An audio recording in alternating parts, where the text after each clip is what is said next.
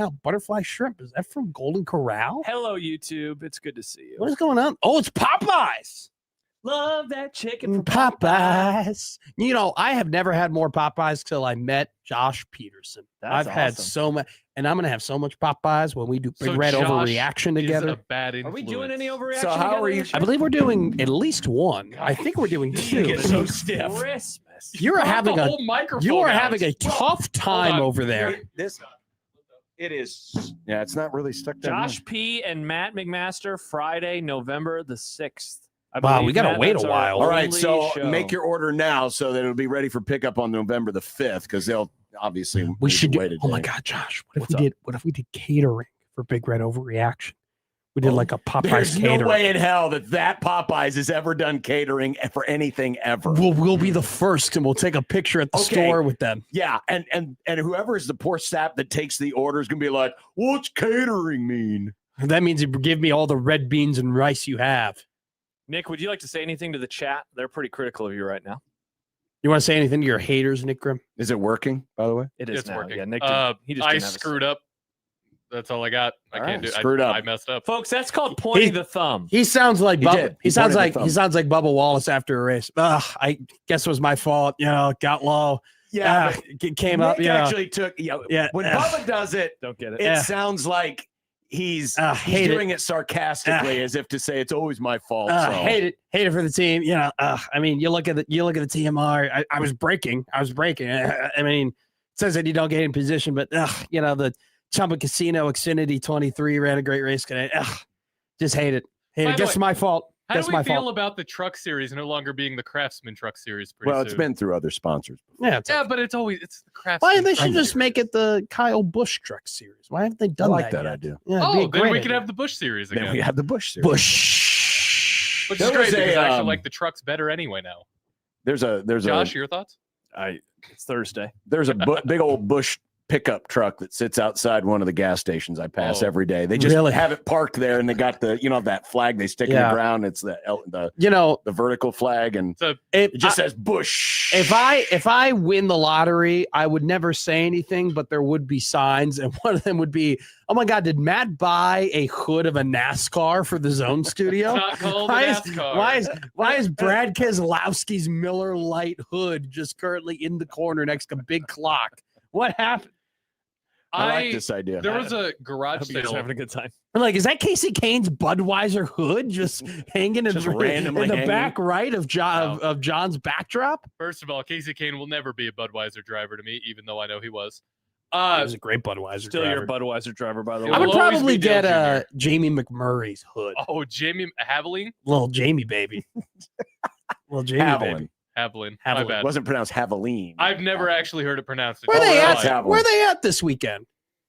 Because I didn't watch the race last weekend. It's a short track, so I assumed a Ford would win. Oh, it's at Daytona.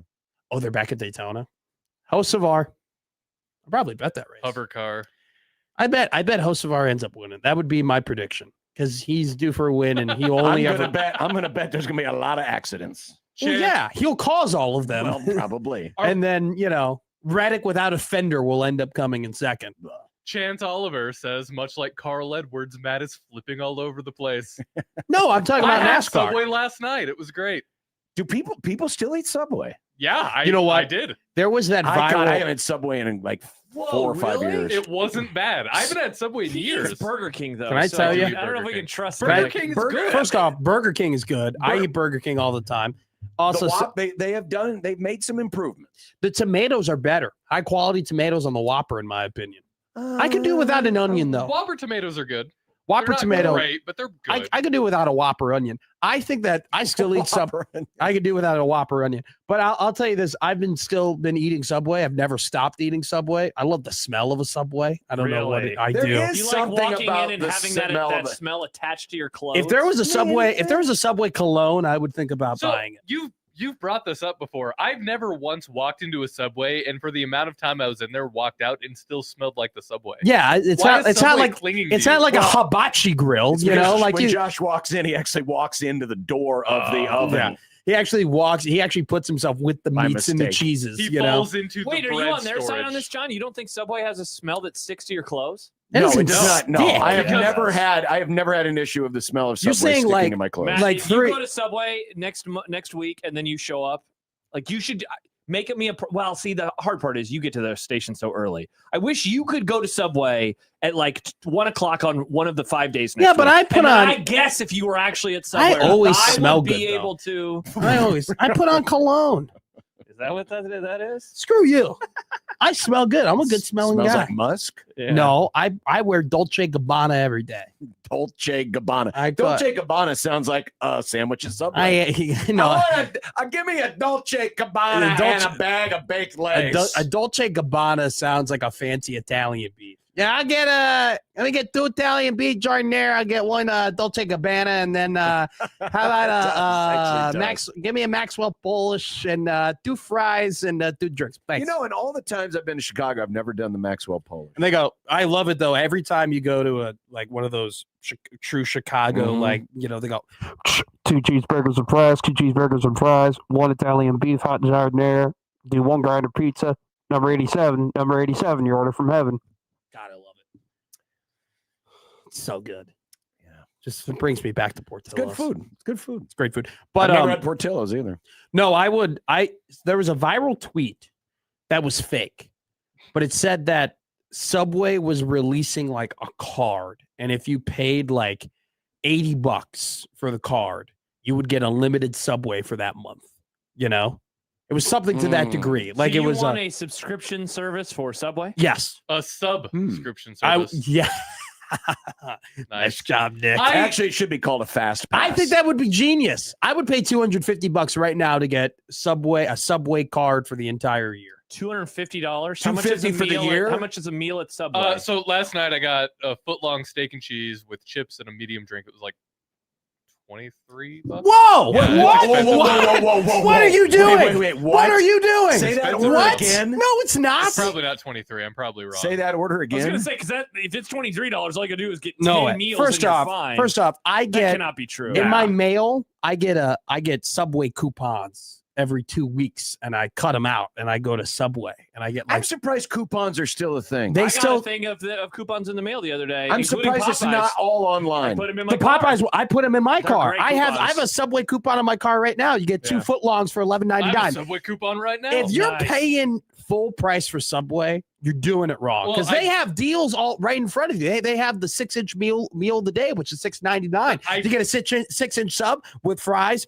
with chips and a drink. That's not what I wanted, though. I wanted a steak and cheese with sun chips. Are you checking your bank account, Nick? I am. It All didn't right. post last night, but maybe it's posted It's not in now. your pending though. You don't have a. No, You don't have a that was weird. pending? I Oh. do. It just wasn't there Nick for whatever uses reason. like a bank from. I don't actually anymore. See, you, when you got rid of the tiny town bank. I did. Good. They were weird, man. Nick had to call them every time he made like a $10 purchase. That's Whoa. not no, true. I swear it's Well, me. what was it? Your mom, bought your it. No, financial okay. advisor, Almost. Mom's Hold on. bank. Almost. Hold on. mama's bank, Mama's bank. When other mommy bank. when I got first set up the account, I was 13, right? And then my mom, her name was also on it. Then, unbeknownst to me, there was a $500 limit to where it wouldn't do anything over And he 500. still had that as an adult. I had that as an adult because I didn't realize that I had that until I made a big purchase during a remote one day. I bought a new Xbox when that came Nice. out. I remember then that day. I had to Yeah. call my bank because it was on Best Buy, but it was only for like 5 minutes. I had to get it because that's when everybody was scooping them up. I have since, shortly after that, I went to the bank and I'm like, hey, I'm not a child. let's get rid of this. I'm a big kid now. Did your anytime you made a deposit, did your bank oink? I still my bank my $21.69 was the final total. my Okay, so What? $21.69, and what was the order again? Steak and cheese, medium drink, cookie, and sunshine. So no it's Matt. way. That can't be possible. That is So impossible. Matt, it would take you only 11 and a half But- meals of Nick. Now that's Yeah. Nick pricing. yeah, How I much don't was that sandwich? have Steak steak like and cheese. extra meat or something? No. Yeah, Wow, Nick. Holy $21. cow. you can get 2 footlongs for like $13 on the coupon. You need to do Well, that. I wasn't getting coupons. Get the app then. There's Oh, so Nick many doesn't- don't deals say on those the words- app. Don't say those words to I might You have Nick. to should Subway not app. be paying full price at Subway. If you're paying full price No at one should Subway, be paying $23 at Subway unless they're feeding their whole family. I could eat at Five Guys for less. Nice. Actually, you can. Actually, yeah, for like $2 less, but still. I'm it's going still to the less. menu. I want to see how much this sandwich. I bet the steak costs. and cheese So- foot long is like $14.99. Good God 'Cause it's Almighty! steak, What's though. the steak Philly. I just said steak and cheese. I don't know what they've changed the names to anymore. Oh, you can't put it up for interpretation. Okay, now on well, here, I mean, he put everything on it I wanted anyway. Now, He's like, Nick, oh, you do you did want the the peppers and stuff you did too? the foot long. He did Yeah. the foot long. Oh God, if he didn't do the foot long, he really got ripped Now, off. so on the website, if you do the steak Philly meal as a combo, it is $17.28. So Then Yeah. he added a cookie. Then I added the cookie. Yeah. I missed that earlier. That's another $2.25. Okay, so that's how it happened. Wow. And then the tax, that tax adds up. Oh, 21. that freaking streetcar. Yeah. They got to pay for it somehow. By the way, I meant to do this for dumb debates yesterday. Yeah. But I've been making this drive for a long time now. Yeah. And I'll say this, for the first time in what feels like forever, Dodge Street does not feel like it is impeded by orange cones. Seems like there's been orange anywhere between 50th What? and Where are you or not driving? 50th, but like 60th. Well, he goes. Yeah. John drives illegally All the every orange day. cones are He on goes Pacific across now. he turns left across the street and doesn't have to deal with any of this stuff. Yeah, but this is coming in. Speak for yourself, brother. I'm still dealing with orange cones and Oh, traffic. that But- way, yeah. Nobody. but does the in East other Omaha. street- What do you mean nobody Except for cares? Children do. The other street that is perpetually under construction and is Leavenworth Yeah. between 60th and 50th. Oh, I've heard about this. It is. I mean, there have been orange cones on that street.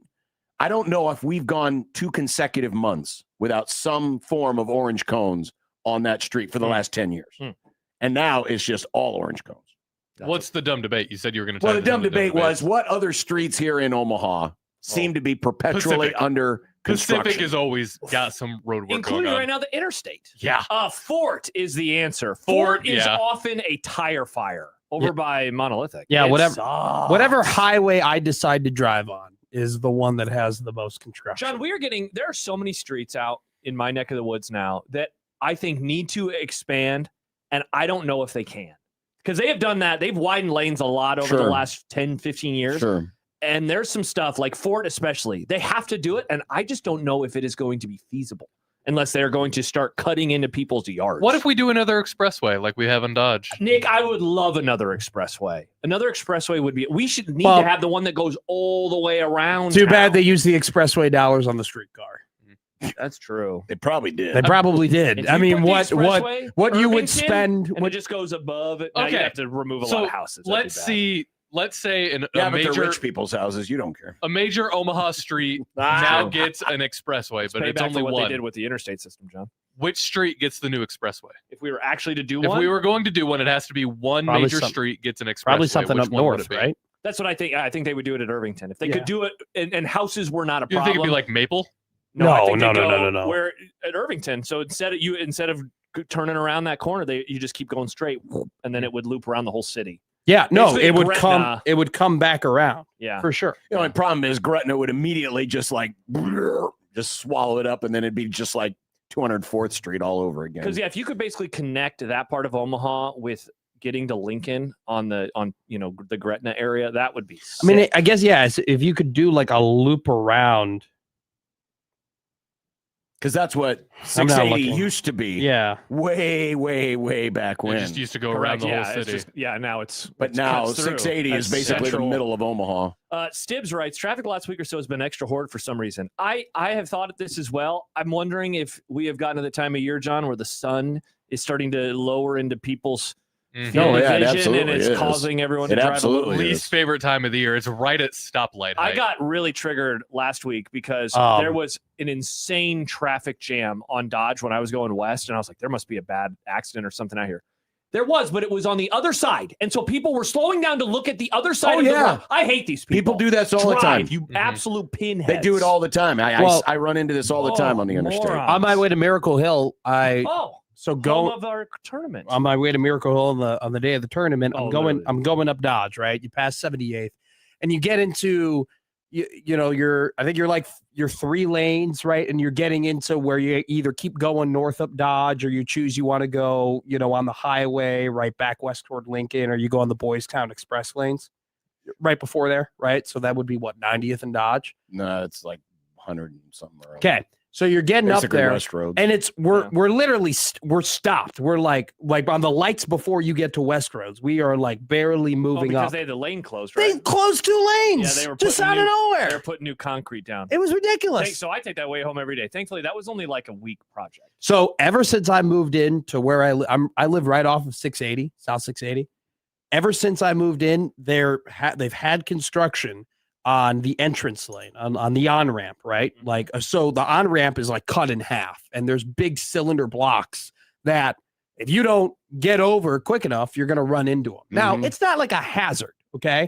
If you're a regular ass driver, you should be fine. I've never had a problem with it. Yeah. I'm driving, and I'm behind this person, like trying to get in. Not a regular ass driver. They came to a full stop on the highway on the on-ramp. They came to a full stop. People in this city, hear me now.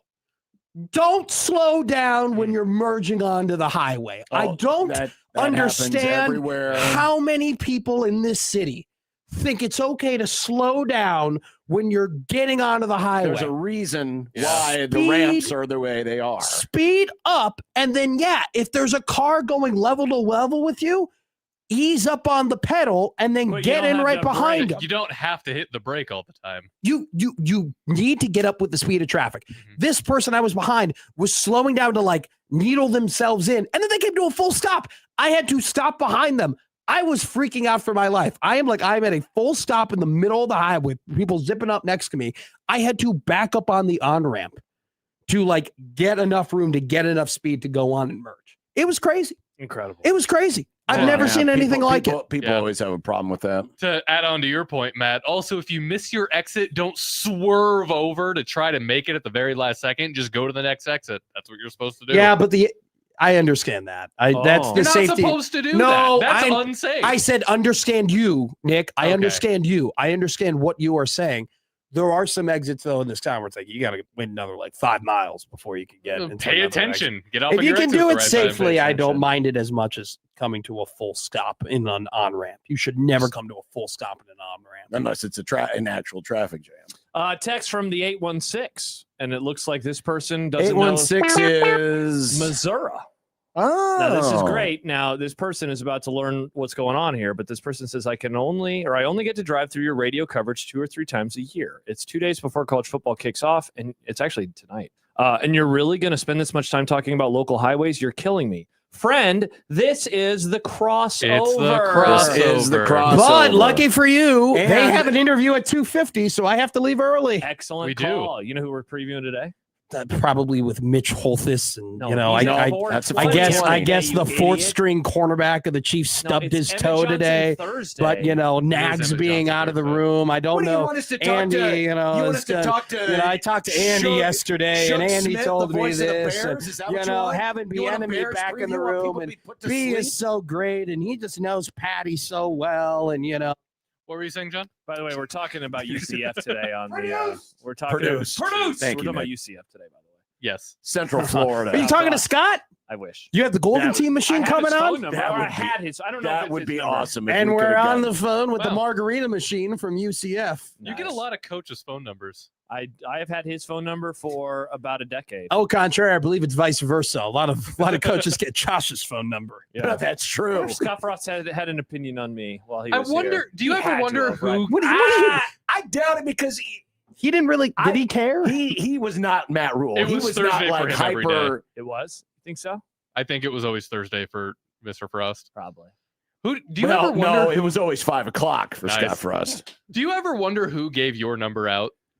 No, not You ever really. think about that? Honestly, it's Thursday. I honestly don't care. You know, I had somebody reach out to me 2 days after it happened. It was like, I just want to let you know it wasn't me. I was like, it's fine. I want to let you know. I don't think it would be hard for him to That's get your what number. I said to somebody. Yeah. Somebody asked me that, and I was like, He could ask. Every media member has my Yeah, phone no, I'm number. not not even- sure it's easy. Do- I'm do you just know who- wondering if you. Nah, I don't care. Do you know ever who wonder who he did. could have asked? He could have asked the comms department.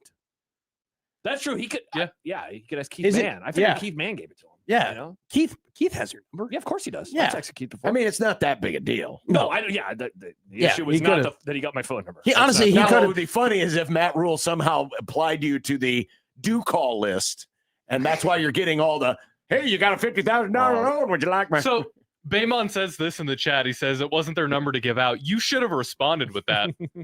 Who gave you permission to call this number? It wasn't your number to dial. I didn't tell you could call this number. Andy says, do they still list local media and info and media guides? I haven't seen the Nebraska media guide in years. Wow, you're in a But media guy? If they Well, do, they- it's just our front desk. Yeah, it's a number. front desk number. Yeah. It's not. I hope that they changed it to Usher Media. 'Cause that's what we I are don't now. think Nebraska forget. really does the whole media thing anymore, Yeah. You can find where they list every radio and newspaper outlet. I'd be They very do- surprised. Maybe they do. I They don't know. do have though a book of what all the media people look like. Who does? Nebraska? Yeah, the Oh, I've comms- heard some stories about that in recent Yeah. years about And do Jo- not talk to this person lists.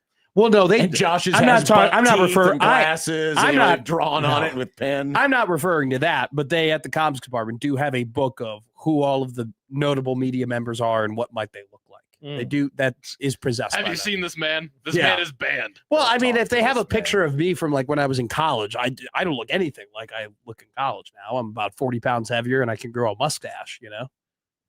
Speaking of that, I wasn't going to bring this up, but Yeah, almost time to leave, John. It's 2:50 for our interview soon.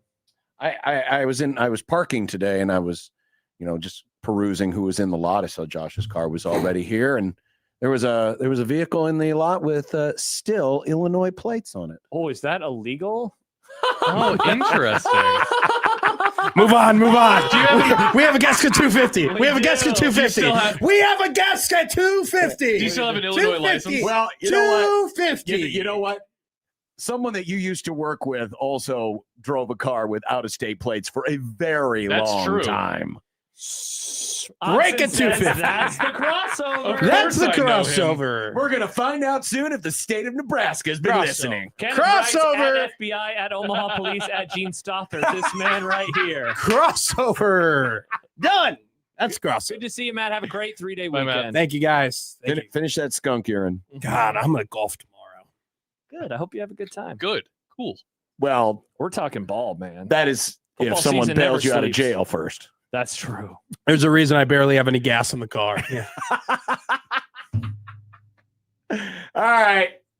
Have a good one, Matt. See you guys. Bye-bye. Have a great long weekend. We'll be back 1620 The Zone.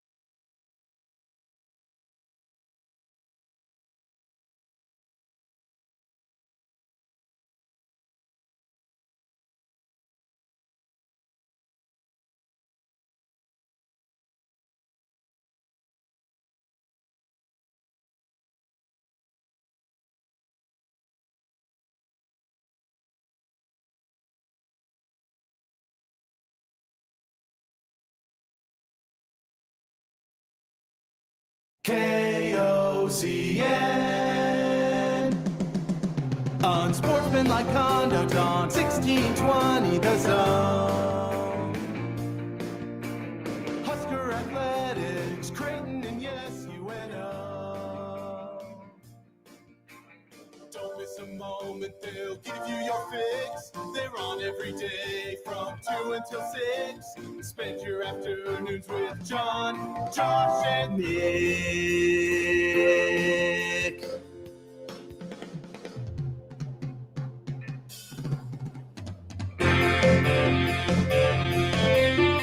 John, Josh, and Nick. They'll show you what sports talk really is. I don't know what freaking country you live in, Nick, but it's always been Lake America to me. I don't think it's literally ever been called Lake America. What is now? It is now. They ought to name all of them Lake America, then people would be really confused. 10,000 Lakes of America. Yeah. Sportsmanlike conduct on 1620 The Zone. Husker Athletics, Creighton, and yes, UNO. Ooh, speaking of weird, bad look Rockies. What happened? Some bad base running. That's not new. That's just the Rockies. Skippy there just got picked off first base, and he's looking around going, "Dur, No. dur, dur, dur." John, every baseball team, when they come into existence, I don't know if you know this, they decide to have a gimmick or a bit, right? Sure. Some teams, it's Shohei Ohtani and having a bunch of good players.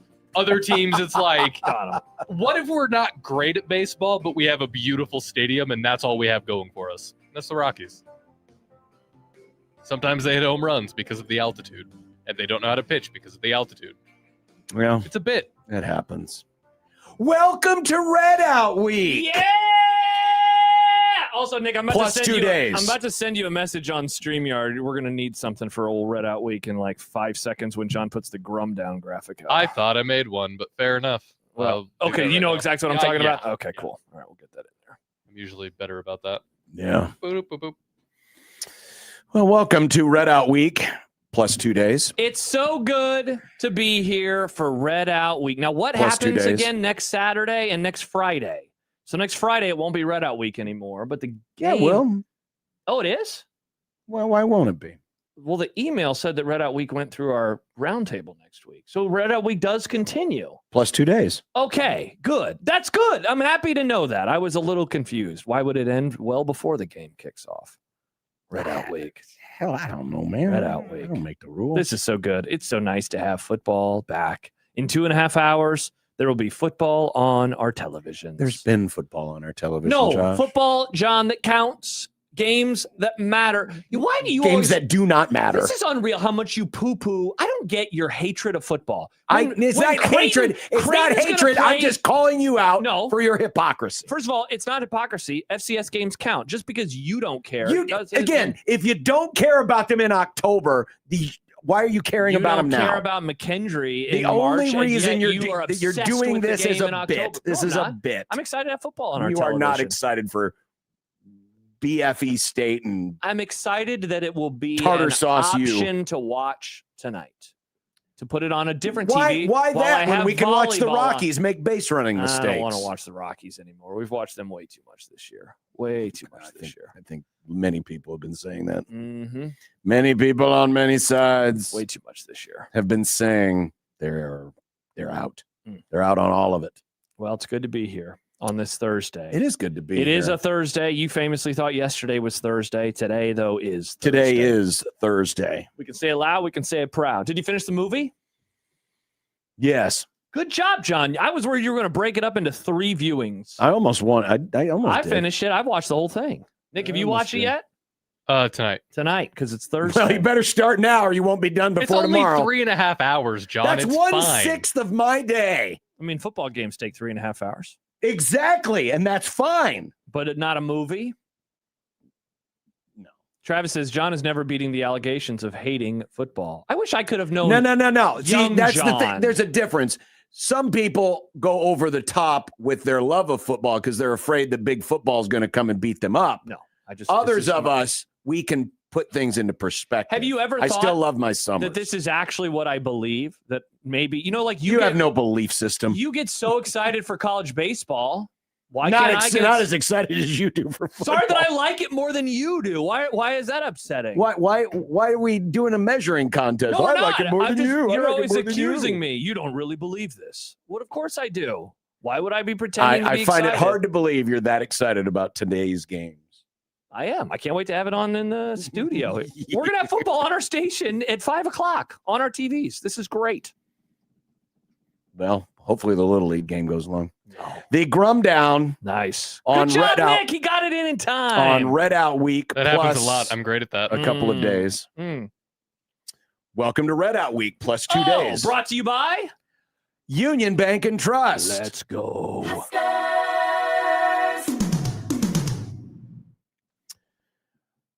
Volleyball starts tonight.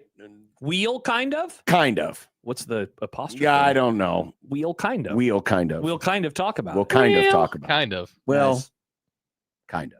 Prison Matt says, John is just a resentment factory. Movie, God, too long. Football, God, no fun. If Josh talked about pizza and dogs all the time, Okay, John would nobody, resent them don't too pretend. eventually. Nobody is excited about tonight's slate of football. Just stop. I don't. Just full stop. Man, I can't believe this. These people have There's families, people that want to moms, scout North Dakota. fathers, cousins, aunts, uncles. Yes, Siblings. and they're all going to be watching a volleyball match that doesn't count in the standings. No, I was talking about the family of all the football players and the copious and the dozens of football games. You don't think that they care about their team? Yes, and none of them are in the listening audience. Right That's now. not true. We have one person for sure who is listening, who is a family member of a football player that is playing tonight. If you are one of these family members, reach out to us in the Equitable Bank inbox. I want to hear from They you. can't because they don't have enough change for the payphone. This is crazy. Why do we let the Big Ten get away with it? Oh, well, more resentment. Okay, Is this anything good Husker in here? pressure cooker greater than thought? Uh-oh. It all still falls back on recruiting. Oh, Nick, did you get Nate Klaus booked for the show? Robin Washit of HuskerOnline.com. Nice. 25 teams featuring Central Florida. UCF. Don't call them that. We should ask Matt Merschel why that bothers them. Do they not like geography? Do they know geography? Wow. I don't know. Why do they? It's a branding thing. Yeah. I suppose Okay. it's, But I like don't know. they get Do people at annoyed by BYU get annoyed if you call them Brigham Young? because they're Brigham Young. Right, but I mean, But they also go love by that Brigham guy. Young still. Well, UCF doesn't. They don't go by Central Florida. They say we're UCF. no, I know, but from an athletic standpoint, I'm just saying if you do use, because everyone, when they talk about Brigham Young, they say BYU. Yeah, but they say Southern Cal. People, wow, Kenneth says USC hates being called Southern Cal. I had no idea. Yeah, they've always been particular about that. That's weird. Okay. I don't know why. Should call him, you know what? We should call him SoCal. That sounds good to me. Let's call him The SoCal. SoCal Troj. The SoCal Trojans. The SoCal Troj. Trojas. SoCal Troj. The Trojas. Troj. I don't care Ah, thank God. that there's meaningless football on tonight. Here we go. And we're going back to Fansville. I don't know if I like anything about that sentence. What's wrong with Dr. Pepper? Well, a lot of stuff, actually. I think that is the worst of the major pops. I think Dr. Pepper is disgusting. It's too many ingredients. What do they say? How many flavors? 23. Too many flavors. You need to cut down on those flavors. I used to be a huge Dr. Pepper mark. I like Dr. Pepper. I still like it. I just don't drink it. My mom. Wouldn't you like to be a pepper too, Josh? No. 402-951-1620, Prairie Flower Casino Zone Hotline. That's where we just got a text message from David. Isn't irritability for no reason indication of early onset Alzheimer's? Jesus Christ, David. That got really dark. I think he's saying you might have that. That's pretty mean. David, I hope you don't accidentally run the wrong way against traffic. Whoa, Hey, he said he hoped he didn't. This is no, I said that. David didn't. I said I hope, John. No, and then John says, I hope you don't run against traffic. Okay. I was just saying, Yeah. I hope he doesn't run against traffic. It was a PSA, not a threat. Yeah. He might have been the idiot that was in front of McMaster the other day on the on-ramp. Nice. It could have been. Yeah, sure. I mean, anything is possible. Anything is possible. Kenneth says Pepsi is the worst soda, bar none. I like cherry Pepsi a lot. Okay, they did that week where they stole all of our bits. Should we still power ranking with tiers and do soda? That's a good idea. I would love to do this. Okay. I would love to do this. Okay. everyone's going to be, he's so negative, so negative. I have got a declarative statement based on the things that we keep hearing from Husker camp, including something that was said by the head coach on the radio. You're talking about Matt Rule? Yes. Nick, do we have that? Uh-oh. We Do we do have that have clip? that. Do we have that clip? Yep. This was Matt Rule yesterday on Husker Radio. I think the biggest thing that I've seen from Anthony that I really respect is Sure. he can take all that coaching. He can adjust to the system and the nuances of what we do, but it doesn't let it change him. I think that's what you want. You want players who bring themselves to the X's and O's, not who change them, not who do their own thing. But he's a gunslinger, and he's a baller. Like, he wants to go make plays. He's not there just to, hand the ball off or just accept plays that, he's going to try to make a play every play. At the same time, being disciplined and going through his process. And so he hasn't let it change him. What makes him great, he retains, but he's very coachable. He's always trying to get better. I've really enjoyed being around him. He's the kind of player that I want to be around. And I think that's kind of the coolest thing you can say about a player. It's like, hey, I love being around this guy, not just watching him. Everyone loves you when you're scoring touchdowns, but I mean, I like being around him at practice. I like being around him in the lunchroom. Like, he just has a special it to him that I think makes teams better. Then there was some of the stuff that was said yesterday, or was it 2 days ago now, at Offensive Media Day? I think it was 2 days ago, right? Yes. Glenn Thomas, quarterback's coach, that Calandria's comfort level has grown. I'm excited where he's at. I think he's in a great place. He's been impressed with his quick thinking. Thankfully, he didn't say fast blinker. Oh, thankfully, he didn't say fast blinker. Friend of the Grum used to say that. Glenn Thomas, also said that the speed that he plays at Calandria has been faster than anticipated. He continues to grow, but that has been an impressive aspect for sure. Jamal Rule, who could be his starting running back or a running back that plays behind him, or that a running back that starts at some point later on this season, says when Calandria is on the field, the key is to be ready for anything. Uh-oh. The plays usually last a bit longer than other quarterbacks. And then there's all the stuff that's been said about the running back room, the doubling, the tripling, the quadrupling down. Oh, yeah. By E.J. Barthel about how, this is the best running backs room. I am ready, Josh Peterson, to make a declarative statement. I am expecting, based on all of this and what we have heard really since the spring, to be wowed by this offense. Now, are you saying that you actually believe that, or are you, in a way, I'm saying this, and so if they don't do that, then you're saying, you lied to me, you sons of... Well, no, I'm not going to say they're lying. They'll be obviously over embellishing. So let me ask it a different way. way. But I'm expecting to be wowed by this. I mean, not just to be pleasantly surprised, but like, wow, this is really good. So wait, let me ask it a different way. Sure. Remember after the press conference last year in season when Matt Rule talked about the money that they would have and how they would be able to sign players, and I said, I am now going to judge them off of that. Mm-hmm. Is that kind of what you're doing here? You are judging them off of their own words. Yes. And so if they don't reach that level, then that will be a disappointment because you're meeting them halfway. Yes. Okay. Absolutely. Clarence says, I can't stand the nonstop ass kissing of players that either haven't done anything or never do anything that comes close to the ass kissing. All right. That's a lot of ass. A lot of kissing of a lot of ass. But listen, I understand if there's skepticism, but I'll just put it this way. If Nebraska hangs a big number on Ohio, for example, I'm going to be kind of expecting that. Yeah. Well, they should, right? They're going to be huge favorites. They are huge favorites. 3 touchdown-ish favorite. Yep. But I'm expecting to be wowed by this offense. Not to say that it's going to be scoring explosion part 2, electric boogaloo. Mm-hmm. But to be like, wow, this is a pretty good offense. Yeah.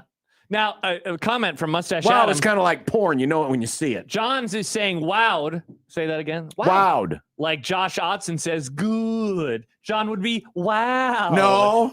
No, this is not a sarcastic wow. Okay. This is a wowed. Asian Joe says, how do you Now it'll probably define turn into a wowed? sarcastic wow if things don't go It'll right. be, wow. Yeah, we'll have some fun with this word. That's But true. I mean, aren't you, forget about the word wow. Okay. Aren't you, after hearing the nonstop inflation of what they think is possible with this group and Calandria's playmaking ability and the running back room being the best ever, and forget about the offensive line. We've probably done more glazing of the offensive line than Sadly. they have. Yeah, over the years for sure. And of course, there's always the obligatory, oh, the receiver room, the receiver. Okay, fine, whatever. But you put all that together, aren't you kind of expecting this offense to really pop this year? Are you asking me now? or are Yes, you I'm asking you. Not really. I mean, I guess I don't know. What does pop mean? Now, Again, I you know when you see it. I know. I think that they will be exciting in some ways, but I worry about the turnovers in others. And I worry about their ability to run the football. I think the passing offense is going to be a strength. But it will be a roller coaster at times. And that's not to say I don't even know how I answered the don't have question. similar concerns to you. Yeah.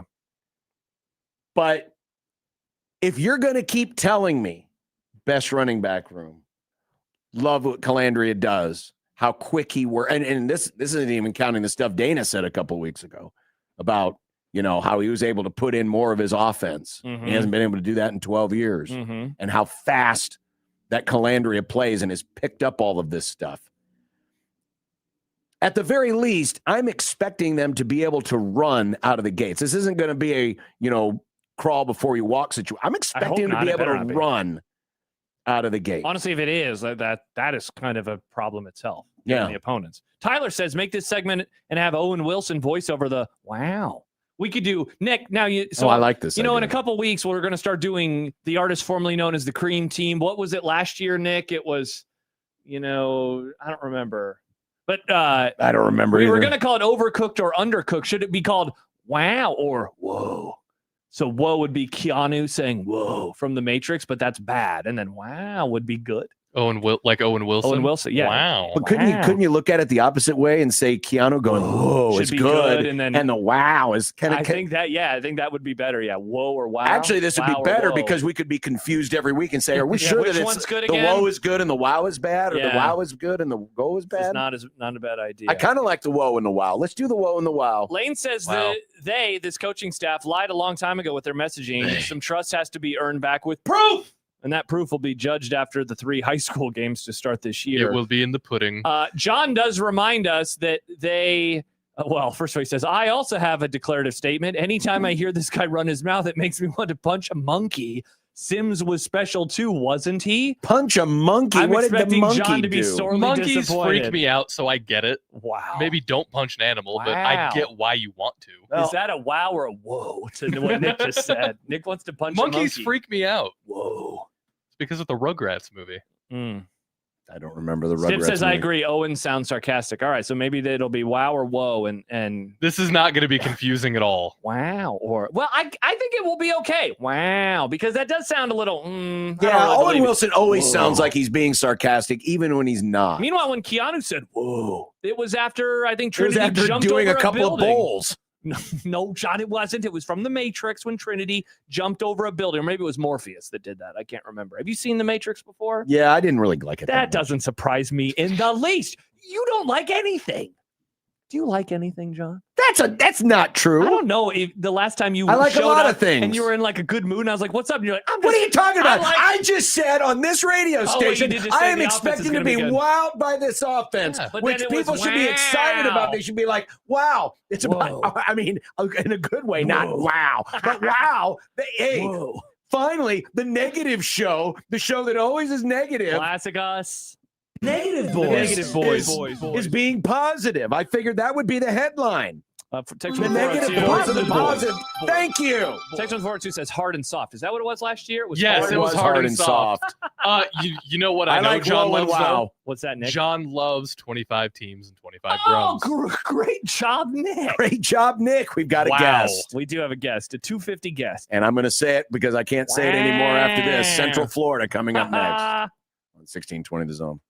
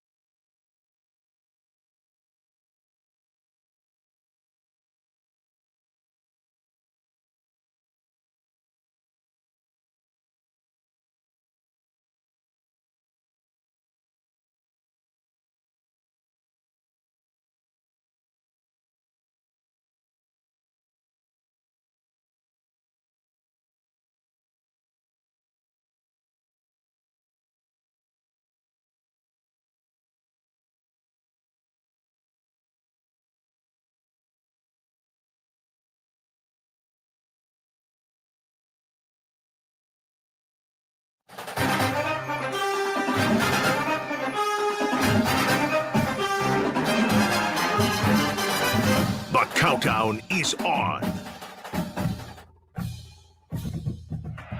Steps up, hit, ball down, scooped up. It's going to be a quick 6 for UCF. Kelly Lawson with a defensive touchdown. Montgomery now, it's going to be a keeper. Taven Jackson, touchdown. Touchdown announced, Lopez. UCF's finally got it. Nigel Kelly, how do you do? Again through the air, he's got a man wide open. He's got Dylan Wade. And Dylan Wade going to the house. 83 yards, and like that. A nice strike. It's time for 25 teams in 25 grums. And we are joined here on this Red Out week, though there's no red in UCF's colors. No. I'm Matt Rochelle of the Orlando Sentinel. Matt, thanks for coming on. We appreciate it. No problem. How are you guys doing today? Excellent. Doing fantastic. The season is a little over a week away. And not to start on a lighter note, but folks have been having some fun with their bowl projections. Yes. And there was a couple of them, noteworthy ones this week, that had put UCF and Nebraska together. Now, we all know around here what the main storyline would be, but I'm curious how that would be received down in Orlando if that were actually to happen. I think it would be just what you guys would anticipate up there. I mean, I think there would be a lot of attention paid, obviously, to Scott and what is, what has happened in his past and how that kind of all went down. And so I think there would be a lot of focus on that as well. Now, knowing Scott, I'm sure he would try to deflect all that and try to focus on the game itself and his own team. So, but it would definitely be interesting. I mean, believe me, when I saw that come up, I thought to myself, man, I think everybody would love that in a way, except for Scott, because I'm sure he'd probably prefer to avoid that at any cost, at least early on now, as they continue to establish his return to UCF and trying to get everything kind of set up back here. Matt, let's look back before we go ahead to the 26th season. Last year, I wanted to ask what was the biggest reason it didn't go as expected, but then I realized, was last year what you expected it to be? So if it wasn't, what do you think happened that caused them to be unable to reach those goals? Actually, going into the season, I had them picked finishing 5-7. I felt like, it was going to be a difficult first year. I mean, let's be honest. Scott got there, mid-December. The transfer portal window was already open. It was like him trying to run around, trying to get, not only get a staff put together, also trying to get players. He'd been out of the college coaching for about 3 or 4 years. The transfer portal was way different from the last time he was there when he was at Nebraska. And then, just trying to be able to do all that stuff and come in. He had to bring in 70 newcomers on this team. And I think really he was just trying to get a team on the field, to be honest with you. And some of that kind of reflects that. You look at the quarterback position. I don't believe the quarterback position was nearly as good as he would like to have been. They had 4 guys that they had to kind of rotate in and out based on injuries and performance and things like that. I felt like they did a much better job getting guys on defense. The defense played a lot better. And they were in some games. They were in a lot of close games at times, and they kind of just weren't able to get over that hump. So injuries, inconsistencies, penalties. They're one of the most penalized teams in the Big 12. Some things that you would expect of a first year, of a guy coming back from his first year. This time around, I think they're a much better situation going into the season. Matt Rochelle of the Orlando Sentinel covering UCF in 25 teams and 25 grums. So we get into the nuts and bolts now of this year's team. And at quarterback, they expect they're going to have better playmaking ability. Alonzo Barnett comes over from James Madison. What are the hopes for him as they try to speed up this UCF offense back to where they were, something resembling what they were in the glory days? Well, I think the top thing is just the fact that you mentioned that they want someone who can bring up the speed a little bit. Last year I felt like there were moments when the quarterback struggled to get calls in and couldn't figure out what they were doing to try to maybe make an adjustment here or there. They don't expect that from Alonzo. They expect Alonzo to be able to step right in and handle all this stuff. I think the biggest thing that I've noticed over the last 8 months is this young man has a lot of poise. He comes in with leadership. He can stand in a huddle. He earns the respect of his teammates. He knows what he's doing. It's not like a guy who's trying to say, okay, well, this is what the coach told me, so this is what we got to do. I think Alonzo's a guy who could probably manufacture some plays on his own, not necessarily having to rely on the play calling from the sideline. So that poise, that leadership, his athletic ability, all the players that we've spoken with just love this guy. I mean, they really respect him and think he's a guy that's going to maybe help elevate them to the next level. If he could stay healthy, and that's the thing that everyone around here wants to see, is have him stay healthy upright for the whole season. I think they've got a good chance to make a good run. They need better quarterback play. This program has struggled the last 4 years where they just really haven't been able to put together a good, solid season with one quarterback. Matt, I'm curious as to what you think about the skill talent around him. Duke Watson in particular comes in from Louisville, coming off of an injury-plagued 2025. It seems like everything is good. I know he's been tabbed for some of those, preseason award lists or whatever. What do you think about the group around the quarterback position?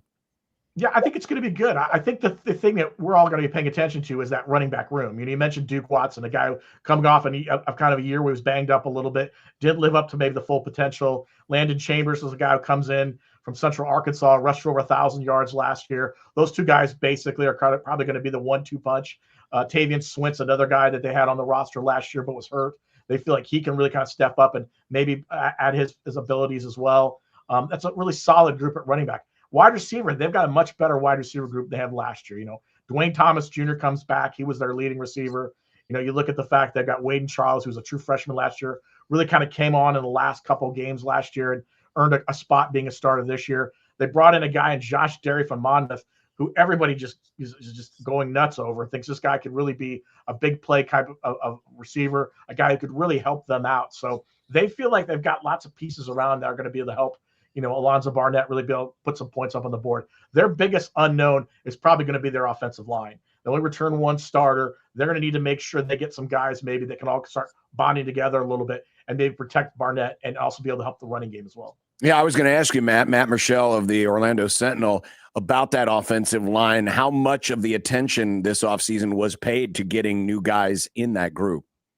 Well, it was a lot. I mean, you think about this. Last year, their offensive line, they brought back, I think it was four guys. But, in week 3 of the season, they lost their offensive line coach. I mean, they passed away unexpectedly. So in the offseason, they had to bring in A.J. Blazek, a guy who had experience at Wisconsin. He's a Big Ten guy at heart. He played at Iowa. Scott really wanted someone who had that kind of, could build an offensive line based on kind of Big Ten teams. And so, they're trying to work on building that group. And so they brought in about 4 or 5 transfers they feel like can come in and help them out. A lot of the guys they brought in are experienced, guys who started elsewhere. And they've got a good bench where they feel like maybe they can bring in some rotation. Blazek has told us several times he would love to have maybe, 8, 9 guys be able to kind of rotate in and out and help them out. The big thing that they're pointing out is versatility. They want guys that can play tackle sometime, maybe move over to guard if they need it, maybe even jump into center if something happens to the center. And I think that's something that could really help this team as they move forward. Other side of the ball, Matt, I'm curious as to the replacements for a couple guys off into the NFL, including Malachi Lawrence. Bruno Dahl, is like he the guy from Akron that the hopes are kind of being pinned on in that regard? Yeah, I think Bruno's going to get a good shot at that job. I think also Sincere Edwards was a guy who was hurt last year. He was kind of behind Malachi, a guy they feel like could step up. Isaiah Nixon's a guy who's been with the program for 4 years. He feels like it's his time to shine as well at that end spot. That's going to be important for them because that defensive line really is probably one of the weakest parts of their defense. They've got a lot of young guys coming. Horace Lockett, who's a guy at tackle, they feel like could really step up and perform for them. He was injured almost all last season. He's a guy that has a lot of expectations. They feel like if they can get the ends figured out and work on those tackle spots, the line's going to be important for them. They need a push up front because they've got a solid secondary and they've got a really good linebacking group. If they can get that push on those ends and maybe get some sacks or force some pressure or stop the run, the defense is going to probably be just as good as it was last year.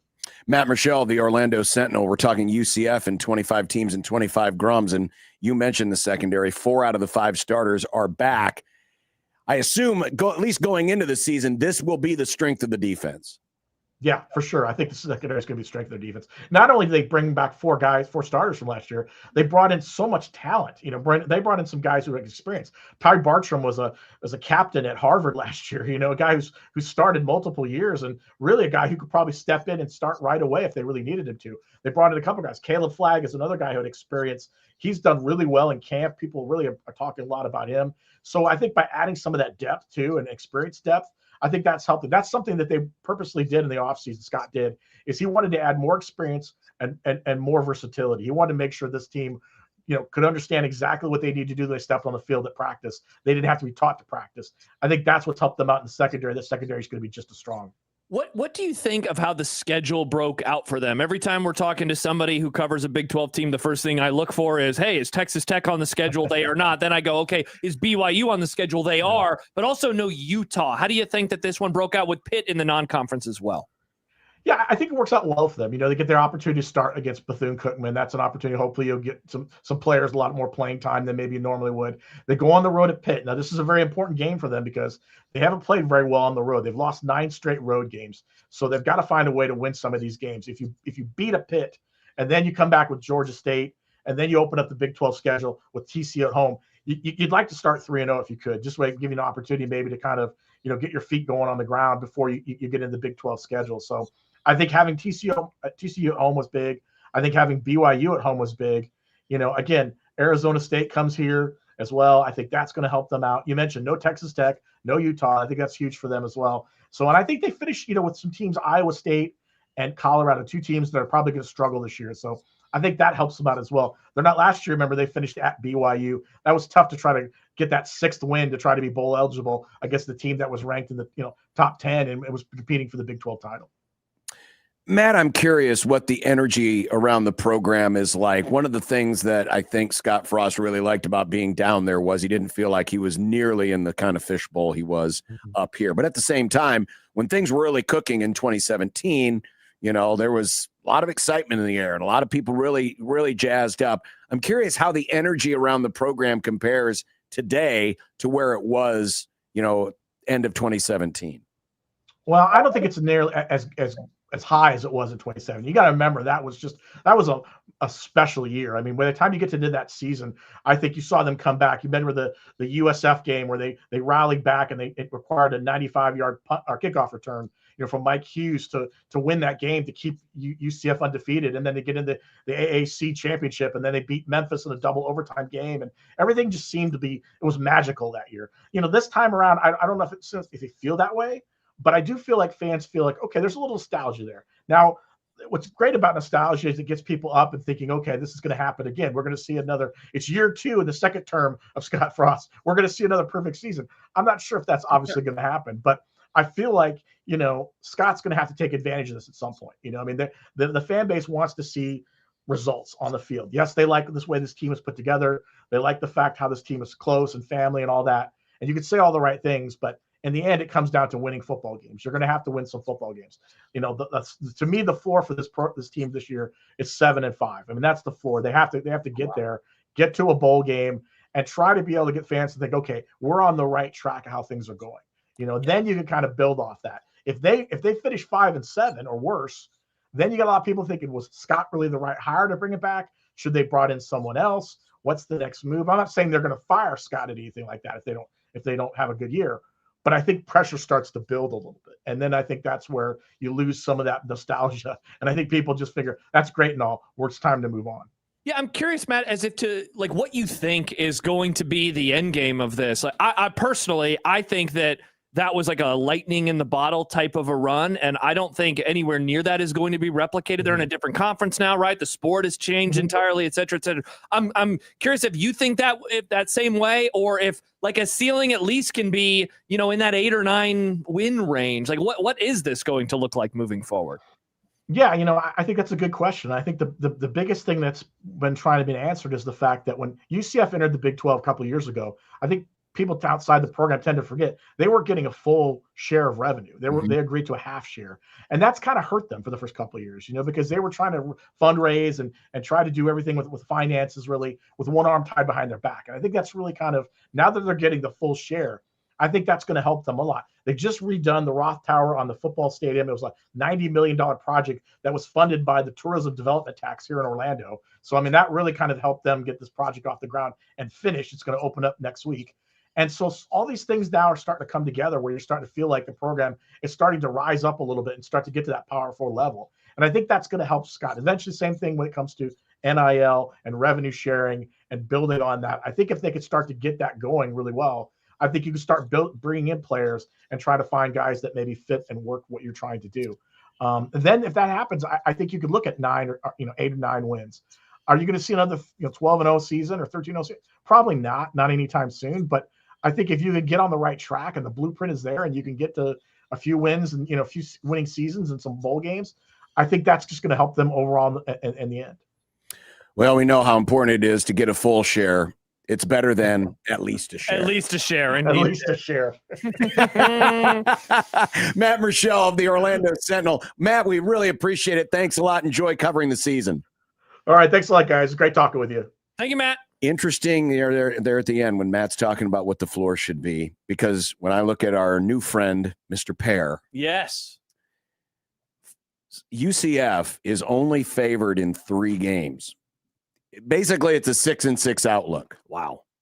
But they're only favored in 3 games. Fortunately, they start with Bethune-Cookman. Frost knows about them because that's where he got his first win at Nebraska. It's so funny when he said that. I was like, wow, I have some memories about Nebraska playing Bethune. And then after Pittsburgh, which is on the road, by the way, Pittsburgh favored by 7, according to Mr. Pear. Yep. And then it's Georgia State. The only other game they're favored in is the home game against Iowa State in week 12.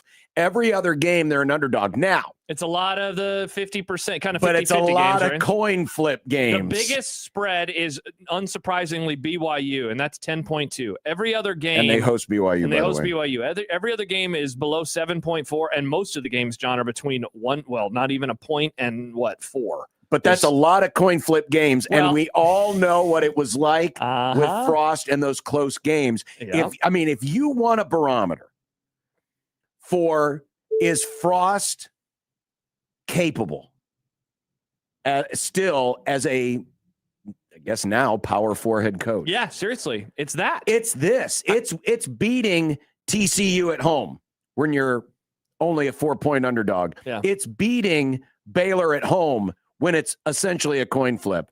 It's beating Kansas on the road. It's beating Arizona State at home. Those are all the games that are the smallest spreads, because that very well is the difference between the 3 or 4 or 5 win of last year, or at least the 7-win floor that Matt was talking about. And I mean, Matt said something earlier, and the joke started flying. The 402. Did he just say Scott Frost was in a lot of close games that he couldn't win? Shocking. There was a comment from Blue JR6 on YouTube. Scott Frost being close to winning close games. Never heard that before. I mean, it is wild how now this thing has just continued to follow him. Now, a small sample size, rather. He's only been at UCF for a season.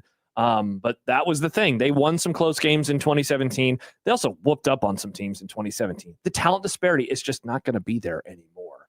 They are not going to be that type of team in this conference, especially with some of the NIL limitations that they have compared to some of their counterparts. So I'd be surprised. But I'll be honest, I just don't think he's a good coach.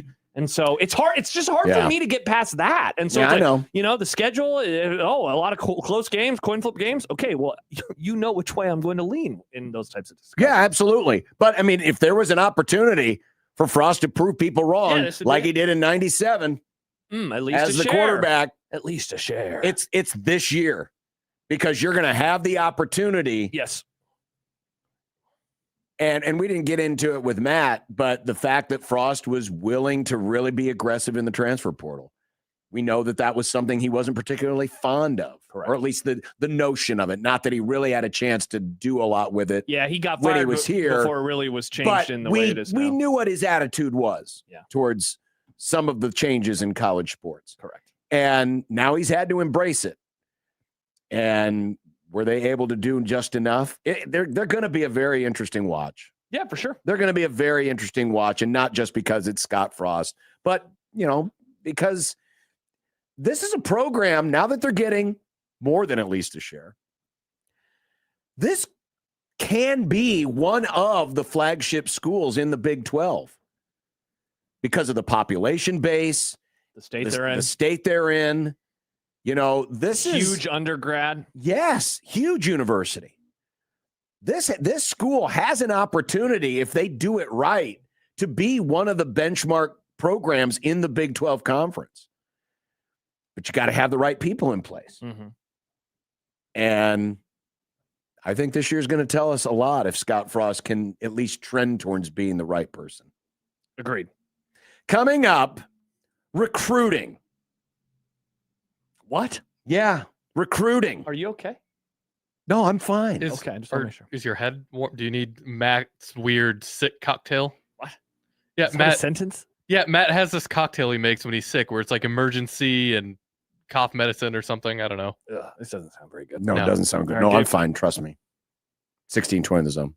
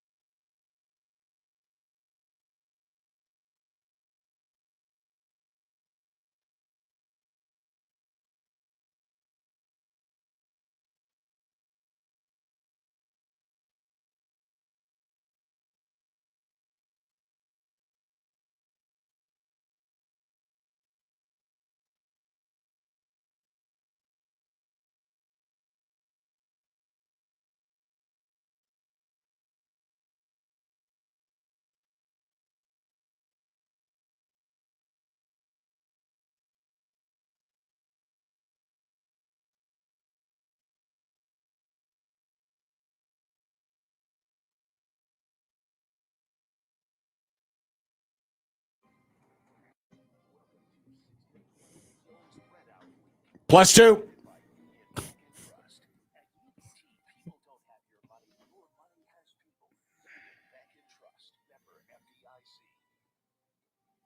Can't do that during the big voice guy reads, John. Well, he just forgot a couple of words. I just added them. That's all. +2. It's read out week +2. These 2 days of this week and then all of next week. And next Saturday. Well, no, we don't count Saturday. So technically, a Thursday to Thursday is more than a week. That is 8 days. So it's actually read out week +3. Wait, you don't count Saturday, but that's when the game is. No, that's also a day. We've never counted 16:20 Saturday. the pregame is. So That's are we when counting this Saturday and Big Sunday Red- too? Well, yeah, that's a part of the week. Is it? You're adding the +2. If you don't count Saturday and I'm Sunday, talking then about, it would actually be about the number of shows that we do. yeah. Well, if, We're doing a week of shows next week, 5, yeah, and the days yeah, +2. yeah. But that's not what a week is. A week is not 5 days. Yeah, but it's a week for 7. us. Oh, okay. And for most people who work 5 days a 9 to week. 5. Well, we don't work 9 to 5. No, I was up at 6:30 this morning. Four and out the door. Am I right, fellas? Indeed, Nick. I was not working at 6:30. It's the way it's always been. I was comfy on my couch though. So I saw this the other day on Twitter. A gentleman did the work for us. Thank you, Awesome. gentlemen. I love it. I love it. Was it Michael Severe? No, it was not Michael. Dang it, Severe. Nick! You made the same joke I was about to make. But looked at over the last 6 seasons, so 2020 through 2025, looked at the 24/7 recruiting composite. Which we, by the way, have an update on this season that we can get to at the end of this segment Correct. as well. And then compared to the Massey Index, which is one of the It's like analytics services. Is that one an does a power rank. amalgamation of everything, or is this its own entity? I believe it is also the composite of the Okay. Massey. Okay, or so to everything. show essentially who is overachieving Yes, and for the compared to their purposes of this recruiting exercise, classes. Yes. who is underachieving. And it's just Power 4 schools, by the way. Yeah. Stanford is getting the least out of the most. I didn't realize their recruiting was still this solid. Yeah. If I'm being honest, I did not. Their average is 32.2. I didn't know that they were still recruiting at that high of a level. I thought that they had Yes. dropped off tremendously. The average over the last 6 years has been 32.2, but their finish in the Massey is 86th. So it's a difference of 54 spots. Far and away, the school that's getting the least out of the most. Second on the list, Florida State. Average recruiting ranking, 17.5. Average Massey finish, 57th. A 40-spot difference. Pretty terrible. And then number 3. Yeah, dear old Nebraska U. 22.5 is the average recruiting ranking. 60.3 has been the average finish in the Massey since 2020. A difference of 38 spots. So, yes, out of all the Power 4 schools, Nebraska has been the third getting the least out of the most. North Carolina, Mississippi State, South Carolina, Colorado were just behind Nebraska. But it kind of reinforces, and it's good to see this, right? Because sure, we're going to talk a lot about the transfer portal, but obviously player acquisition, no matter how it comes, number one, most important. Got to have it. Got to have the athletes. Got to have the players. You know, to use an analogy we love talking about on the show, it is the mayonnaise of a roster. It is the base of a roster. That is where it starts. No matter how much things have changed, no matter how much the portal matters, which it does, what is ultimately of most importance is getting guys out of high school. I remember after the draft this year, there was some statistic about the number of players that, you know, were transfer portal guys that were picked in the NFL draft. And it was staggering to me, not in the volume of players that it was that had transferred, but in the volume of players that it wasn't.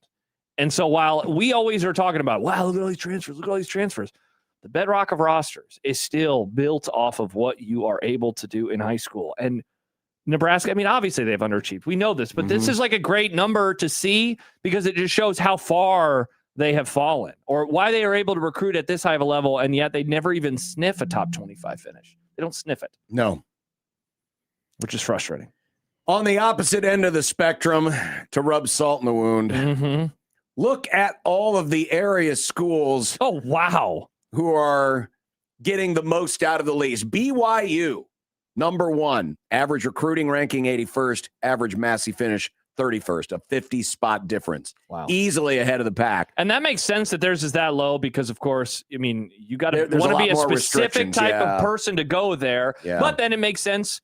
I know that this pisses off BYU fans, but, it does help that they got grown men on the roster, right? That they have these guys that had to do these mission trips, and then they come back and they're 2 years older. That said, to have that big of a difference is not just because the guys are 2 years older. Kansas State, plus 33. Average recruiting 64, average Massey 31. Iowa State, number 3, almost identical numbers, plus 30. Yep. And then there's Iowa. Yeah. Average recruiting ranking 41st, average Massey finish 22nd, a 19-spot difference. Yeah. Go Hawks. I mean, But that's the thing. It's not just the Iowa of it, but it's the Midwest. It's those 3 schools, Kansas State, Iowa, schools that come from areas that aren't as populated, schools that are literally in the footprint, schools that have had to do more with less. And they are 3 of the top 4 in terms of getting the most out of the least the last 6 years. In a way, it's like they are poor man's versions of Nebraska in their heyday, where they are from a type of the country that is not going to be loaded with a bunch of really good players. And so they're going to have to take in those players. They're going to have to develop them at a very high level if they want to succeed. And they all do. They all do. Iowa State, they're probably going to change on this. They're not going to have Matt Campbell anymore. They're probably not going to be on a list like this in 5-6 years. That'd be my guess at least. Who knows? Maybe. Iowa, though, this has been their MO. Kansas State's interesting because I feel like they've kind of underachieved the last couple of years, and yet they're still the second biggest overachiever in college football. Look at the difference. Kansas State's average recruiting ranking 64th, Iowa State 62nd, Iowa 41st, Nebraska 22nd. And yet they're all flipped in terms of the results. Nebraska finishes with an average ranking of 60th overall as a team. Those teams are 31, 32, and 22. That's why there's frustration. That's why, whenever we have these conversations about, they need this money, they need to get the rosters so they can go after Ohio State and Oregon. And I say, wrong. That, yes, that's a problem, but that is not the problem right now. The first things first, they've got to fix the win deficit to talent acquisition problem. Yeah, that has been a math problem that has been ongoing, and you would take a push, not just a dog on Matt Rule, but this goes back this is beyond Frost, that. and this is Riley, and this is Pauline. This is all of the coaches. Since Callahan, Nebraska has recruited at a really good level. They are often, into the teens. They are rarely below 33, and they are usually somewhere between 22 and 28. I'll defend Bo. The deficit wasn't nearly as bad under Bo. No, it was not. It was not. It was not. If anything, Bo's deficit was actually in recruiting at times. Yeah, that's a great point. Yeah. Whereas every coach since then, certainly the last 3 coaching regimes, they recruit have not gotten the most out of the least. They've gotten the least out of the most. Because I was super frustrated with his recruiting. I'm not frustrated with any of the coaches recruiting anymore. Rule had the one really wonky class of 10 guys that was in the 80s, but otherwise he is usually a really good recruiter. Mike Riley was a good recruiter. Bringing in another class Frost, this year, and that's why good recruiter. We're going to take a break, but there was one suggestion for our checklist about holding on to the class, and we have it on there, and I almost wonder if that doesn't, it matters, yes, but it almost doesn't matter because it hasn't shown to matter. Because it is not shown to matter. And by the way, before we go to break and talk to Robin, 24/7 Sports put out their team composite rankings. Yeah. So now this includes everything. This is high school and this is the current makeup of the roster. Yes, Nebraska 23rd. So they're still basically proving the point we're making. The problem has not been roster construction. It has been, as Prison Matt just said, talent development. It has absolutely been that case. Coming up next, Robin Washut will join us, and we'll continue the conversation as we are closing in on the kickoff of the season. It's Red Out Week, +2. 16:20 The Zone.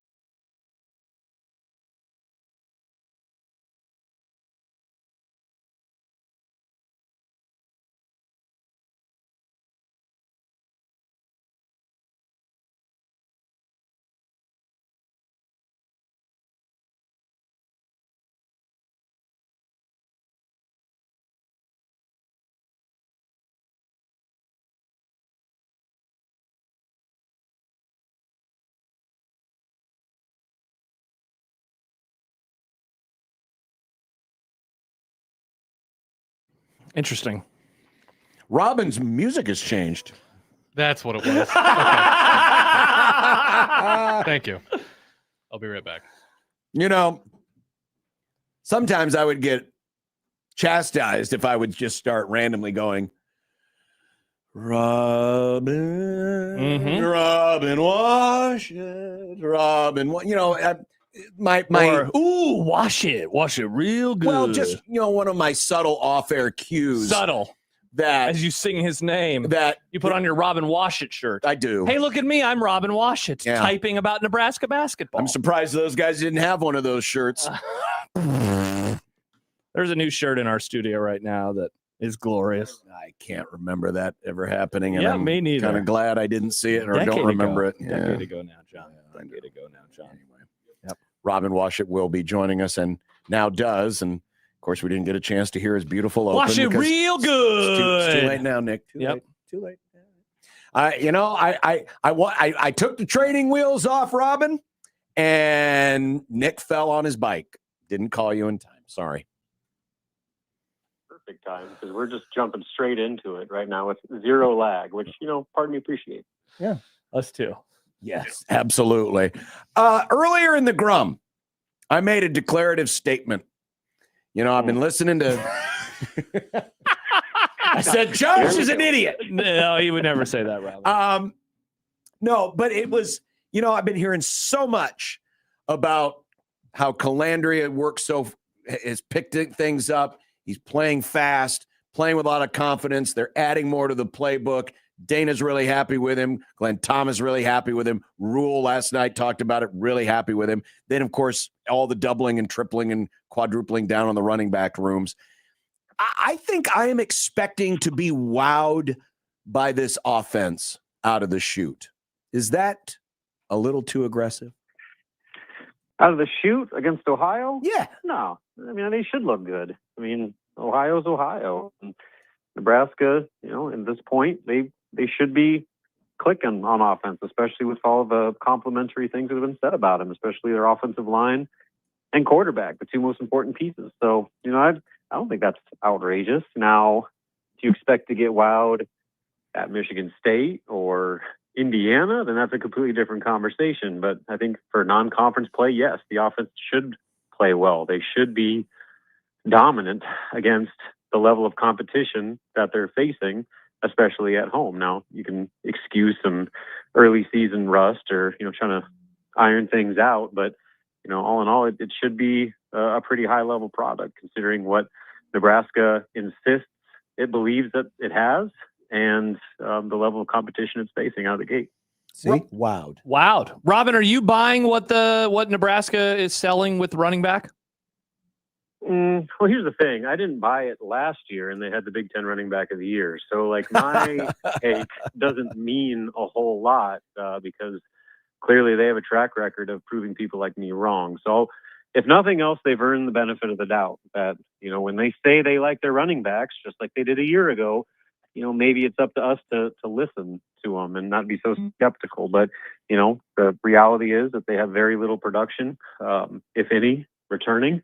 There's a lot of unanswered questions about that group that internally, they might feel good about, but none of us have had much of any reason except second and third hand praise to suggest that, it's not a concern. So I kind of default to, they've shown that, their evaluation of the running back room is pretty good, or at least, good enough to warrant us taking them at their word. But, I still need to see it play out the way it did a year ago before I'm fully on board with it.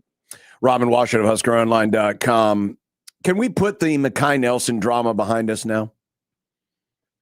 I mean, it seems like Nebraska has. Yeah. I don't know what good it does to continue to harp on. I mean, you can obviously have your feelings about what happened, but, in the eyes of the law and, the courts, nothing's going to come of it. And so Nebraska, I'm sure, handled it the way they felt they needed to handle it. And I think everybody's kind of turning the page. I thought it was good that Mekhi went up and, didn't face a ton of questions about it because, they wanted to keep the questioning mostly on football. But, in a way, he addressed the elephant in the room, and that's, I think, the first step in really kind of closing the book on a difficult off season for him. Now, the question is, he's got to stay on the straight and narrow here, but hopefully this is kind of a wake up call that he needed to continue to stay on the right track. But yeah, I mean, I think now, at least internally, they've moved on, and it's all about moving forward as a football player now. Robin, in each of the last 2 years before the season, I thought that you would listen to Rule, you listen to his players, and I thought that there was like this confidence that they exuded in a way where it was like, wow, they really feel good about this team.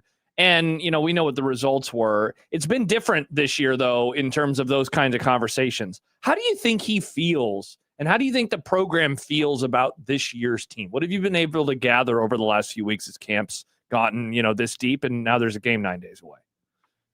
It's hard to know because they're not telling anybody anything. They're not making the, proclamations about, how much better they feel about their groups and units than, maybe other people do. And we'll see if, that's by design or if there's reason for concern. We'll find out here in a few weeks. But I haven't seen enough, and they haven't said enough to get the same type of confidence that we've seen in previous off seasons. And again, that doesn't really mean much either way. All that matters is what happens come the season, but certainly a different approach with the public messaging about their thoughts about the team. It's been so toned down. Everything's been so closed down, and the hype has been so scaled back that it definitely has, less of that feel where it's harder to get a read about, how optimistic the staff is and Matt Rule is about this team. But, that doesn't mean that they aren't. We just don't know about it. And I think that's entirely by design. Robin, we're going to take up a conversation later in the Grum. When you hear some of it, Rule, but a lot of it, Troy Dannon's, a lot of the things that he has said this week or has been reported this week regarding NIL and, the ticket sales and all of this other stuff. In terms of the amount of pressure that's actually on this season, how are you percepting the pressure of this season entering year 4 versus the previous 3 under Matt Rule? Is it different? Is it more? Is it less? I think it's definitely more. And it's not necessarily like Rule needs to do X amount to save his job, because that contract extension he signed last fall changed the entire conversation about Nebraska's leverage in that whole conversation. Now, not saying they can't do it, but it's just got a lot more expensive. So the pressure to me comes with reinvigorating the fan base and kind of rebuilding some momentum to, keep pace in, the second most important thing beyond, winning games. And that's, generating money and generating fan interest and donors and financial support to keep up with the Joneses. And they have to have tangible reasons for people to believe that they're going to get the return on the investment that they want.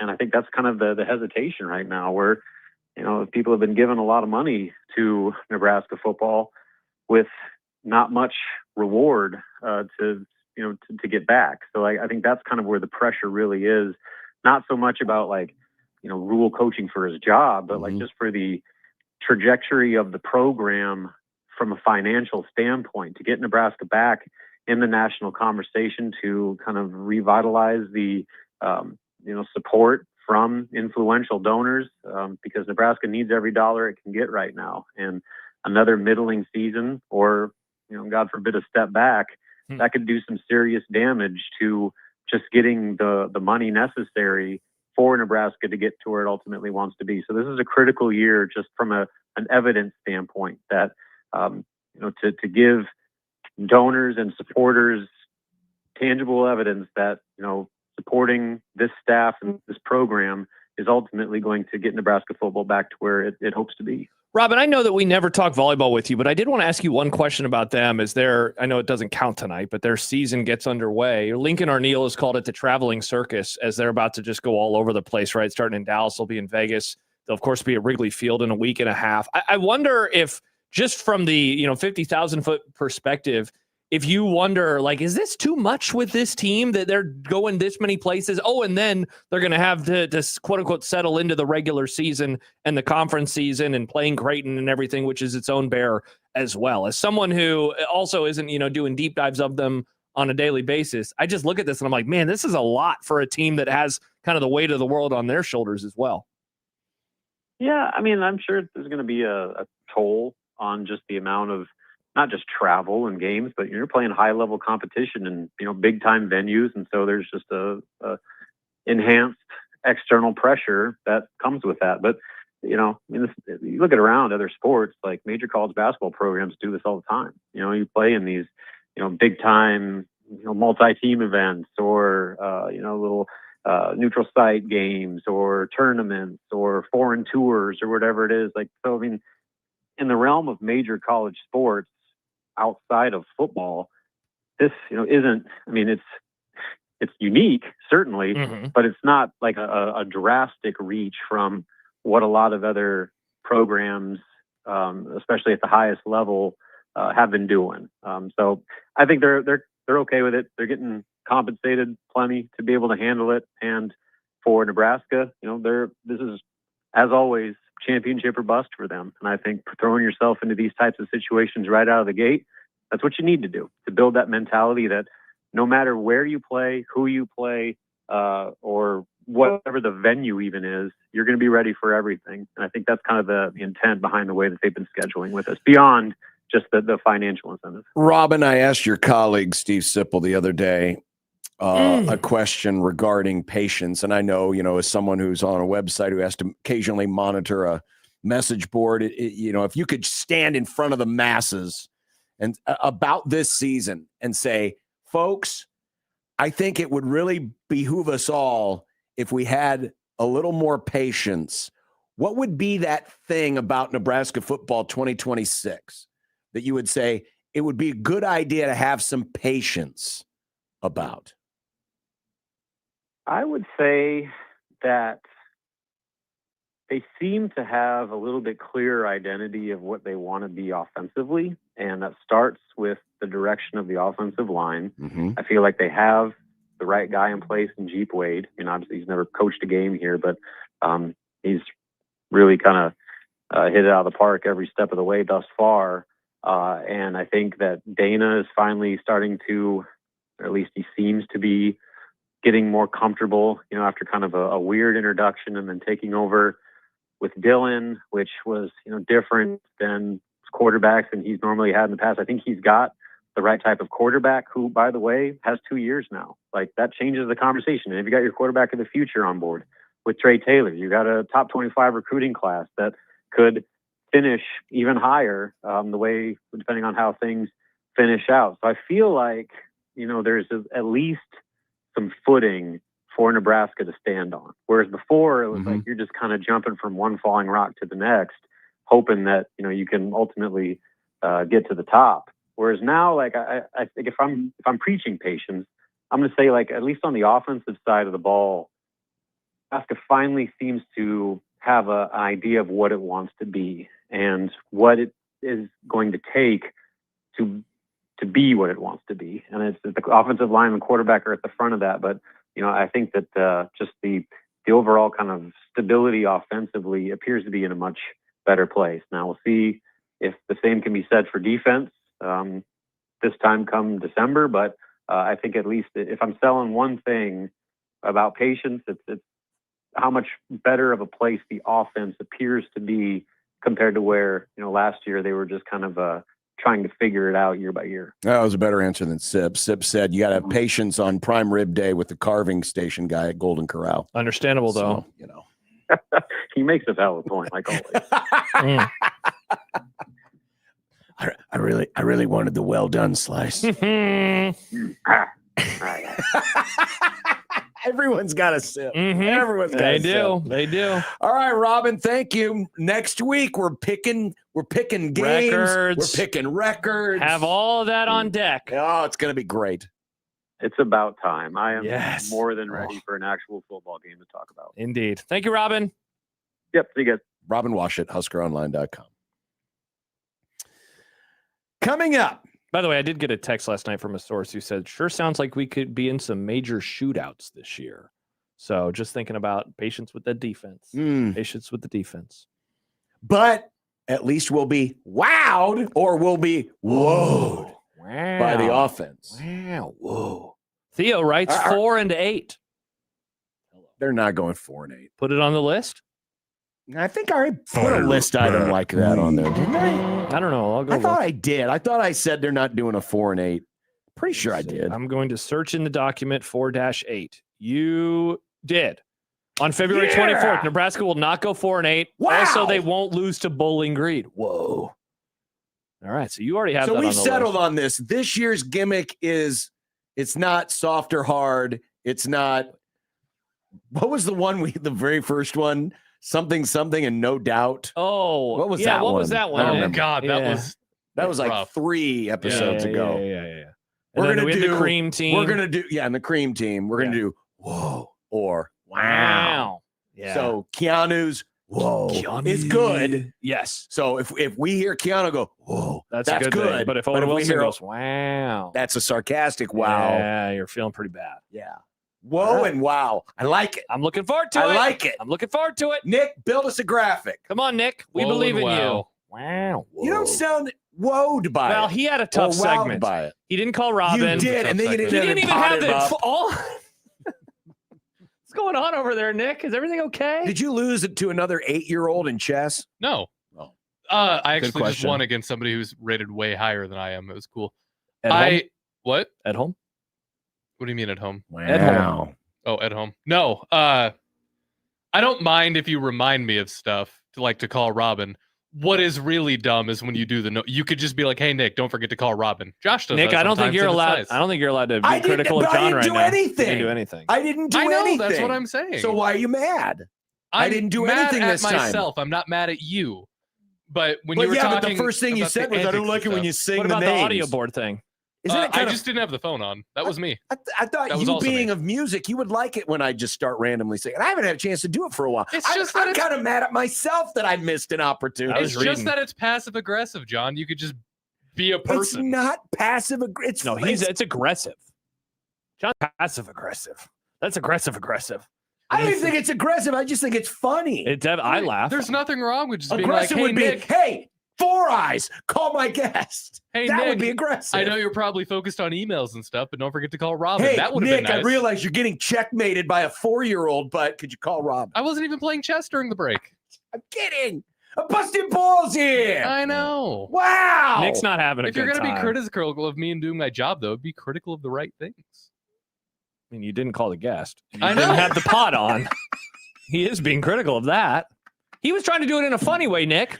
I like having fun. I want to have fun. You know, earlier I was, oh, you make you grumpy. You are. Alzheimer's, blah, blah, blah, blah, blah. Now I'm trying to have fun, and I'm being crapped on. I think it's funny. I'm damned if I'm doing it. I'm damned if I don't. I think it's funny. Damn it.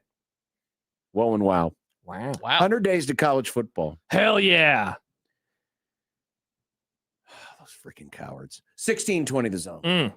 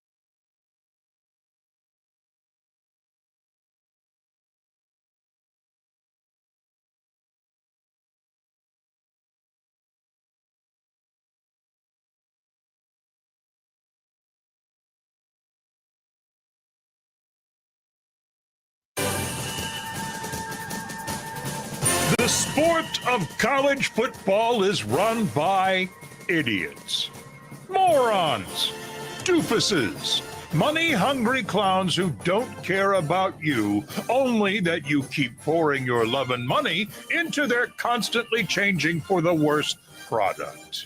But we love it. Oh, we do love it so. The other thing we like to do is count things down. So today and through the summer, 1620 The Zone and 97.7 The Zone are going to put these two great tastes together as we anxiously anticipate another year of college football. So now, Unsportsmanlike Conduct, home of random number selection and inciting dorks to online violence, presents another number pulled out of our collective behinds. The program celebrates 100 days to college football. John, we're 53 Still minutes away. An eternity away. 53 minutes until the season starts. John goes, You keep where's the changing remote? the benchmark. You just keep. He said, moving "Where's up the goal." remote?" I have Mr. the remote. Goalpost mover, you Well, are. when time goes by, John, things decrease in time until it arrives. Why are you so excited about something that's 53 minutes away? Isn't that like an eternity for you? Yeah, I mean, that's like 100 things. I could do so many things. It's We were mentioning earlier this week, Scott Docterman like 240 patinos. did It's a lot of patinos. did the ranking of toughest Big Ten schedules, Mm. and Ohio State was number one. Mm-hmm. Number one. Numero uno. Docterman wrote today, should Ohio State win the Big Ten, it will mark the most difficult schedule for a league champ since Iowa tied for the 1960 championship. What had happened with Iowa in 1960? Go Hawks. Apparently, in 1960, can you look this up? Yep. The first 8 were in the top 20, plus unranked Holy Notre crap. Dame. They played number 10 Oregon State at number 6 Northwestern. They beat them 42-0, by the way. At number 13 Michigan State, number 12 Wisconsin, number 16 Purdue, number 19 Kansas, at number 3 Minnesota. They lost to them by 17. Then they beat number 3 Ohio State by 23 points, and then they were at Notre Dame to finish up the season. They shut them out. Now they went 5-1. Minnesota went 6-1, and they went to the Rose Bowl. So they did not go to the Rose Bowl because Minnesota did. Did he say Iowa won the conference? Well, they tied. Okay. Even though they played one fewer game, that's weird. I mean, Wonder if they can get- it's the Big Ten. They famously never learned how to count. Hey, It's weird to see old records. Yeah. Oh, yeah. Seriously. Yeah. Iowa played 9 games that whole year. That would suck. What is this? COVID? Did they have COVID in 1960? Ohio State, by the way, plays 6 ranked foes, 3 in the top 6. That's Wow. preseason, of course. Who on their schedule turns into a team that, as of today, we're like, wow, can you believe they play them? And then at the end of the season, they're worse than their current ranking says that they are. Like, who is a team right now that we're propping and maybe the answer is none. Maybe the answer is all of these teams are actually going to be good. But right now that we look at their schedule and we say, yeah, it's really difficult. Look at all the teams that they play. Is it Texas? Does Iowa fall out of the top 25? Does USC fall out of the top 25? Does one of Indiana or Oregon disappoint this year? I mean, you're out on Michigan. I think you're out on Michigan, right? I'm out on Michigan. I haven't really leaned yet on where. And so I'm their at with schedule's Michigan. crazy because they also have Texas, which is the real rub of it. But they have Illinois and they have Nebraska. John, I don't want to avoid saying they have Nebraska in Lincoln this year. Yeah, they do. Yeah, they have Nebraska. I don't think the schedule is going to let up. I think the schedule is going to be as tough as it looks on paper right now. I think Oregon and Indiana and I think USC is a playoff team. I think they're playing 3 playoff teams, and they're playing their arch nemesis, and they're playing. I think they have 4 playoff teams on their schedule. Yeah, because they have Texas. That's crazy. If they play 4 playoff teams, if they make it through this thing with a 10-2 or better record, they're Put going to be this on the so list. prepared. Ohio State is not playing 4 playoff teams. Okay. Yeah, I'm not super strong on. I definitely think that they are, but I understand your point. They are not playing 4 playoff teams in the regular season. Yes. Ohio State will not play 4 future CFP teams in the regular season. Cool. That's a good list item. It's a bear. It's a bear. There's no doubt about it. That's what's fun about the Texas game. The loser of that game, I know in the modern era, it doesn't ruin your season, but wow, it really does put a lot of pressure on you. The loser of that game, especially if it's Texas. If Texas loses at home and to Ohio State for the second straight year, no, actually it'd be the third straight year because they played in the playoff a couple of years ago. First of all, they're going to be stressed as hell, and then they're going to have a lot of pressure. Meanwhile, if Ohio State loses, given what they have coming, the margin of error just decreases enough.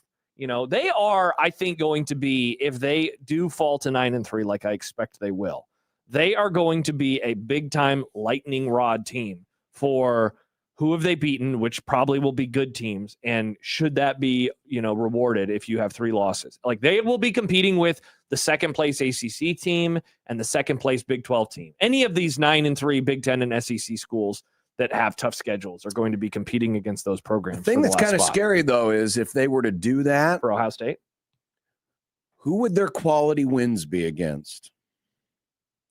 I mean, okay, so I think they will lose to Texas. I think they will lose to Oregon. Those are my 2, for sure losses or most likely losses. Let's say they lose to USC. That's the other one. So that means they beat Indiana and they beat Iowa and they beat Michigan. I mean, that's pretty good. But what if Michigan is like you think they're going to be? Well, then, yeah. But I mean, what if they beat Indiana, though, and Indiana is like I think they're going to be? I know you're down on them this year. But if they beat them and they're a playoff team, I mean, that's a good win. I don't know. That's what I'm saying. I think because there will be a 3-loss team in the SEC that is also in this conversation. Oh, yes, absolutely. There will be. That conference has a dynamite, great team at the top. I'm leaning Texas. We'll do our picks next week. That's what we decided, right? We're going to do our playoff picks next week. I'm leaning Texas. But other than that, I have question marks about everybody. I have question marks about Texas. What is real and what's a mirage about Arch Manning last year? Georgia, they've taken just enough of a step back where I have, a whole host of questions about them. I am out on Ole Miss. I'm done with them. LSU has a whole host of questions themselves. Texas A&M. The longer the offseason has gone on, I think the more that I like what they bring to the table. Who have I forgotten about SEC teams? I think I've Bama. I'm selling on Alabama right now. So I just don't know if there is a team at the top. D'Lo says Ohio State gets in at 9-3, provided they beat at least one other playoff team. I think I would agree with that. Well, and that was my point, was if they were to lose to the quote-unquote other playoff teams, would their resume be good enough? Oh, so that's what you were saying. If they lost to those teams, so then you're asking, is USC warranting enough of a marquee win? Is Correct. Michigan warranting, and then certainly is Iowa warranting of a marquee Correct. win? That's a great question. Correct. Because because those are going to be the questions that will be asked. Yeah. Whether it's an Ohio State that's on the bubble or an Alabama that's on the bubble or an LSU that's on the bubble or, whomever, Indiana maybe, whatever. Those will be the interesting things to follow this season. By the way, speaking of Ohio State, did you see this? Did you hear about this? They have joined the trend of building floor suites. I did, yes. They are putting field level suites in the open end. I would say open end. It's not really the old open end, the opposite of the horseshoe end of Ohio Stadium. This is the student section end? Is this the student section end? Okay. Yes. Okay. And they're field level suites, and they're selling at $143,000 per. How many are they putting in? I couldn't tell. I don't know if I saw the. It looks like at least 10, maybe more. I've never understood the purpose of these, other than they do get sold and they do make the programs and franchises money. I think the Cowboys were the first ones that did it underground. And the Rams dugouts. have it, yeah. And the people. What they are? But I don't need to be seen, and so people love to be seen. See, that's it. Yeah, that's where these are really beneficial, because there are a lot of people that just want to be seen. So when George and Mitzi are at the country club ball, classic Mitzi, they can say, "Oh, did you see that? Check out this photo. Did you watch that one player? He ran into the end zone past our suite and he waved." Look, I have us. a photo where they're really, really close to me. But you know how you used to always talk about, like, I don't understand the idea of getting drunk at a sporting event. I want to remember the sporting event. Yeah. I feel the same way about these seats. I don't understand the purpose of that. But I don't have enough money to even consider purchasing them. And so I can't really offer a true opinion. But these are the best places for the people who want to be seen. Correct. And don't really care about if they can see the game. Now, what I'll be very curious to know is if they will restrict any traffic flow in the back of the end zone. If they're going to try to keep the sight lines. Yeah, they're going to try to keep the sight lines a little more open. I don't know. I don't know what the rules are with that because there is so much rules, access. right? Sure. But there might be other, requirements because, typically you're not supposed to be in the team area on the sidelines, between the 20s. Yeah. But I saw that. But these are end zone, right? Yes. These are end zone. Right. Yeah. I'm kind of surprised that the Big Red experience or what do they call it? Big Red rebuild isn't doing something similar. That's true. Now they do have suites down on the field, or they used to. They just have the one. That one in the southeast corner. I thought they had two. I thought they had maybe a there's southwest. a second one, but there was a southeast corner one for a long time. Yeah, maybe. I mean, the renderings are still not finalized, if I remember right. So maybe that's something. I mean, you want to talk about a quick way to make a buck? That is one way to do it. You juice that, and again, you and I are in agreement. We don't understand the purpose of it, but it does make money. It makes money for the Cowboys. It makes money for the Rams. I think every new stadium has that aspect to it, doesn't it? A lot of them do. A lot of them do. Yeah. Saw this. Now, this is also from our good friend, Mr. Pear. Awesome. I love this guy. He counted up all the different times the different conferences are playing each other in the non-conference. So these are essentially the data points that the committee can go off of to determine conference strength, right? Mm-hmm. Now, this is a very busy graphic. Yep. So I'm going to narrow it down to just the Power 4 conferences. Okay. The ACC is meeting the SEC 9 times in the non-conference this year. Nice. That's the most. Yep. Cross-pollination between Power 4 leagues. Makes sense, right? You got South versus South. ACC Big 12, 5 times. Nice. ACC Big 10, 5 times. Ooh. Big 12 SEC, 4 times.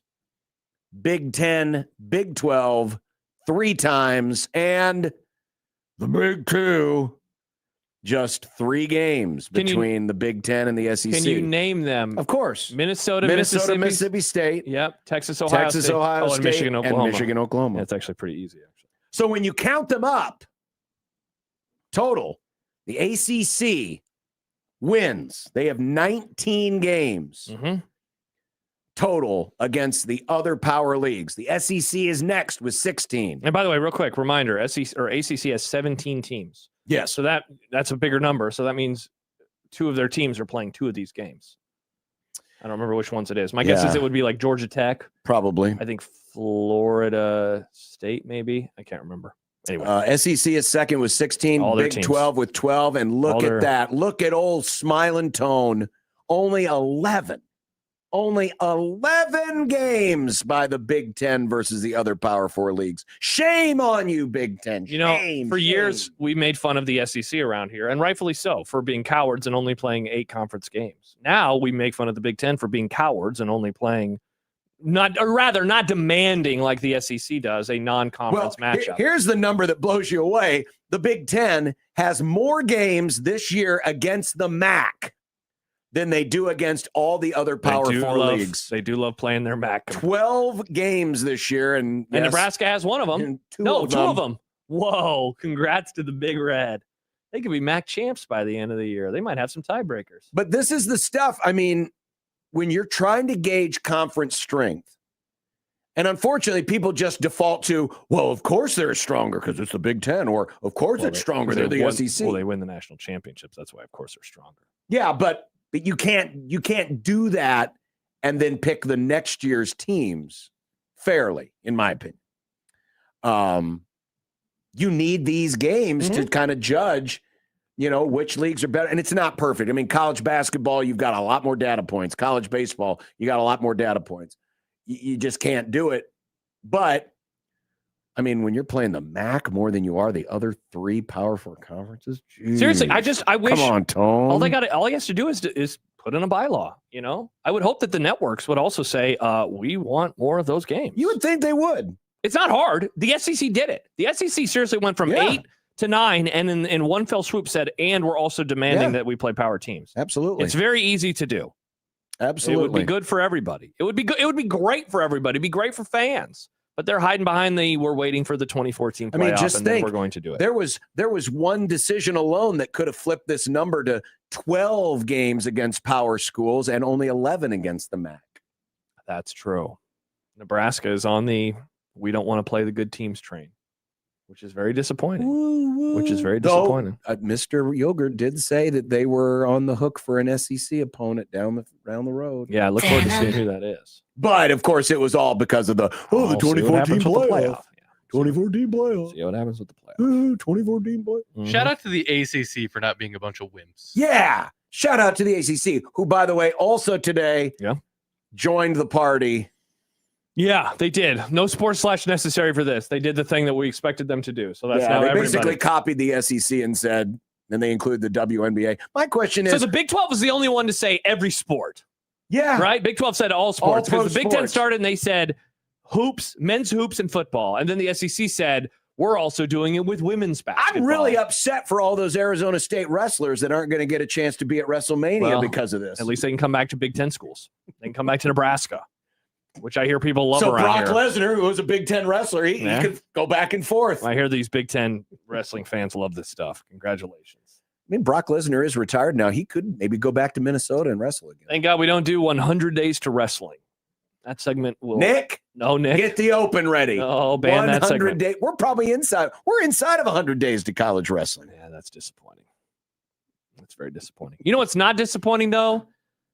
We get to talk to Mitch Holthus, and I believe this is our last live chat with Mitch ever. No, for 2 weeks. Oh, for 2 weeks. Well, much to the chagrin of our audience, I believe this is our last live Emmett chat. Johnson Thursday. I know. I love that. I love Emmett Johnson Thursday. Wow, and that means we're almost to I don't care as well. Now those things are not in concert with each other. I was reminded. We talked to Mitch, and then I don't care. Oh, you were reminded. We talked to Mitch, and then I don't care. I heard the name Emmett Johnson, no, and I thought, love Emmett I don't care. I was on the Emmett Johnson hype train last year. I was. By the way, quick aside.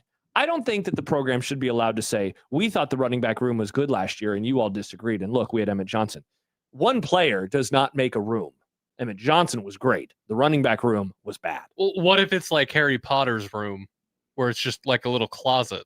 The only one person can fit in that room. Yeah. There you go. There were others. One person does make a there room. There were other people in the room.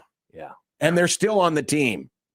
Theo says WWE Wednesday was a popular segment. I didn't realize Theo was that the long. Run and Wrestling No, it was the Run and Wrestling I Connection. thought he was talking about the wrestling segment you and Severe did back in the day. That only lasted like 4 shows, I think. Wow, how old is Theo?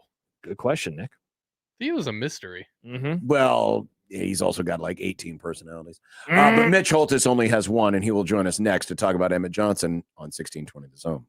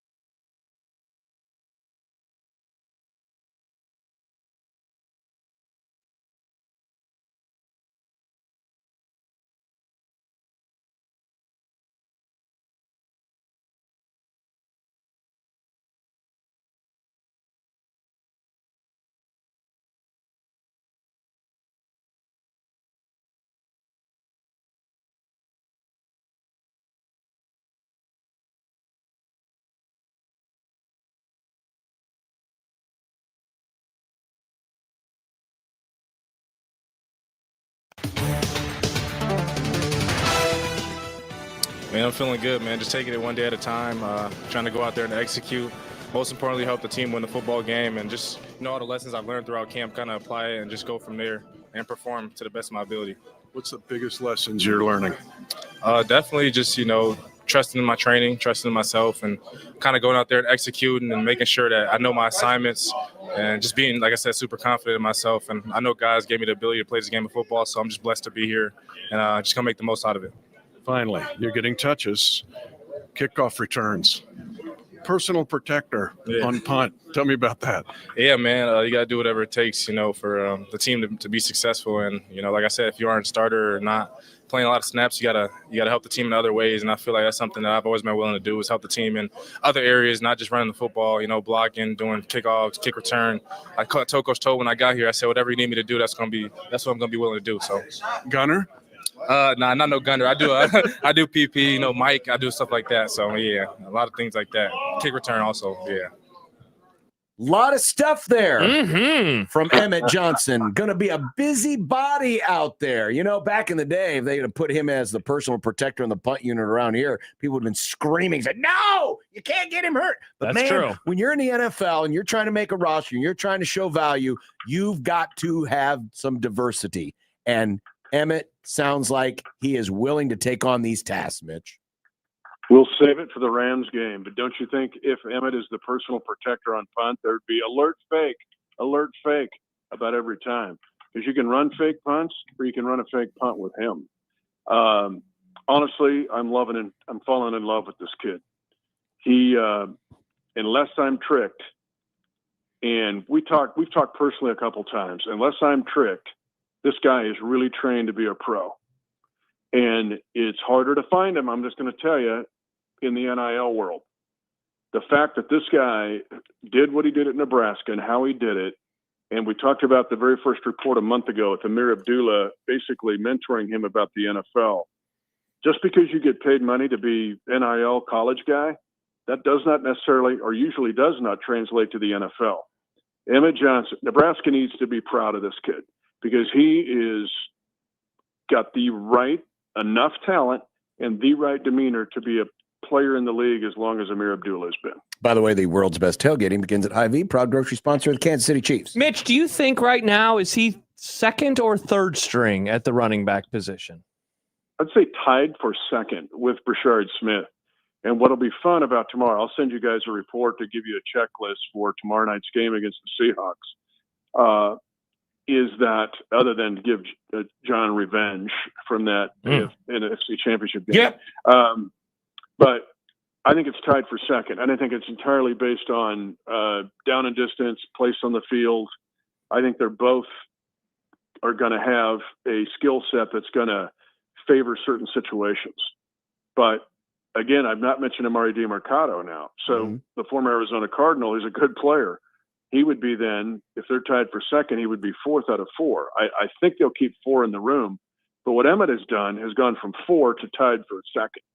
And he's done that in this month that we've done these reports. And it's not just, oh, hey, fluff and puff. This guy's done it by working his rear end off and doing what he needs to do.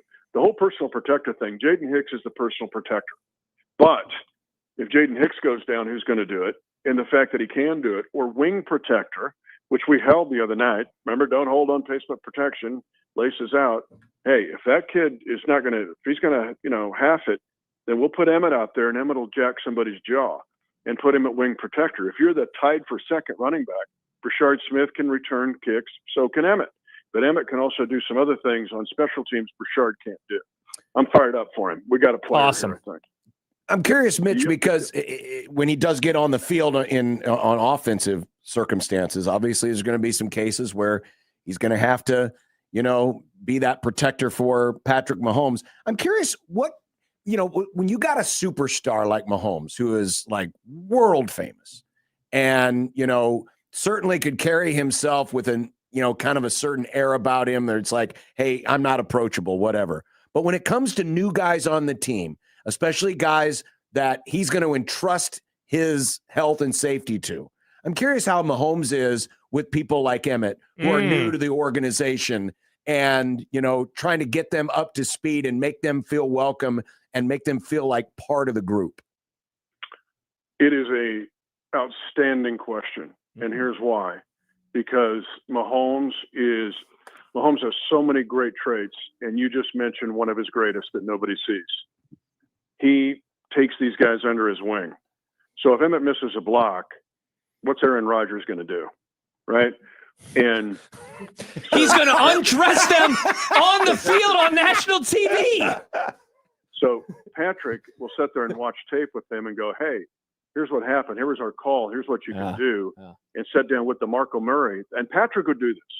I'm telling you guys, Patrick is a pseudo coach and GM. He is awesome with the young guys, even the defensive guys, because he'll say, here's what I see you doing. You're tipping this off. You just tipped off your coverage. Here's the way you go and do it different. And then go watch tape of Surtain or somebody. But that's Patrick Mahomes. I'm glad you asked it because I wouldn't have mentioned it if you'd not brought it up. But he's terrific with young guys in trying to help them become better players. Now, the pass protection, we kind of covered that last week on Emmett Johnson Thursday. But if the three of us are the parents of Emmett Johnson and we're going to parent-teachers conference and it's the first 9 weeks and we sit down with Mr. Reed, he would say, you know what he's doing? The kid's doing good. He's doing good. He's progressing. Now, pass protection, we got to look at that. He's kind of plateaued. Now, if we go the next 9 weeks and we ask, hey, how about pass protection? We got a C+. Nope. He's got a B+ in that now. He's made that many strides in the last couple of weeks in pass protection where it's no longer going to be brought up, I don't think, in parent-teachers conference. Now, we also know the NFL, and the NFL is going to throw Emmett sweepers and curves and changes and 102 Jacob Mizorowski fastballs. Emmett's going to see everything, but Emmett learns. Emmett does not make the same mistake twice. And Emmett, if you come on protection and you think I'm going to get he might just jack your jaw. He's that physical and has learned leverage and footwork. He'll miss some, but he's going to hit some. And when he hits them, they're going to know it. And then they get a little less anxious to come after the quarterback sometimes. So I'm super high on him, and I just think I think there's gigantic ceiling for him. Mitch, with the game tomorrow, we will not talk to you live. We'll have a recorded piece from you. And so after that, we will not speak until the Wednesday before the Monday night opener. So I wanted to ask one more Patrick Mahomes question because we really haven't talked about him that much over the course of the last month since the first report that we did with you. I know that he's kind of ceased surprising you with his various plays over the last decade, but how he has performed in camp, given how late in the season the injury was and just kind of the prognostication, has he surprised you in his not even availability, but in what he's been able to do inside of these practices the last month and change? Well, now I'm going to scoop my own Minute with Mitch on KMTV Channel 3 to open the season because, yes, I'm doing the math in my head. I mean, you guys do play-by-play and you're covering teams. If a Creighton kid goes down in the second round of the NCAA tournament, you're going, we're not going to have this kid until, the end of the season next year. Yep. And I'm sitting there I'm thinking this looks like an ACL. We didn't have the official word that day against the Chargers, but we're kind of getting a little bit of vibe. And I'm trying to do the math in my head while I'm doing the play-by-play. And I'm going, maybe Halloween, maybe. Well, that was the 14th of December, you guys. He's going to be out there on the 14th of September. I'm not quite seeing anything like it. And it's not like I hope it's okay. What I'm seeing is not a mirage. And Patrick's been phenomenal to this point and what he's been able to get done. Now, we got to protect him. That is tomorrow night. You'll hear some of that tomorrow night. We got issues on the offensive line we got to fix before the Denver game. But anyway, and Nussmeier's going to play the game. I think he's going to play the whole game. And the whole game, interesting. Oh, yeah, real interesting. We'll get it. I mean, I'll give you that report for sure. I'll get the for sure.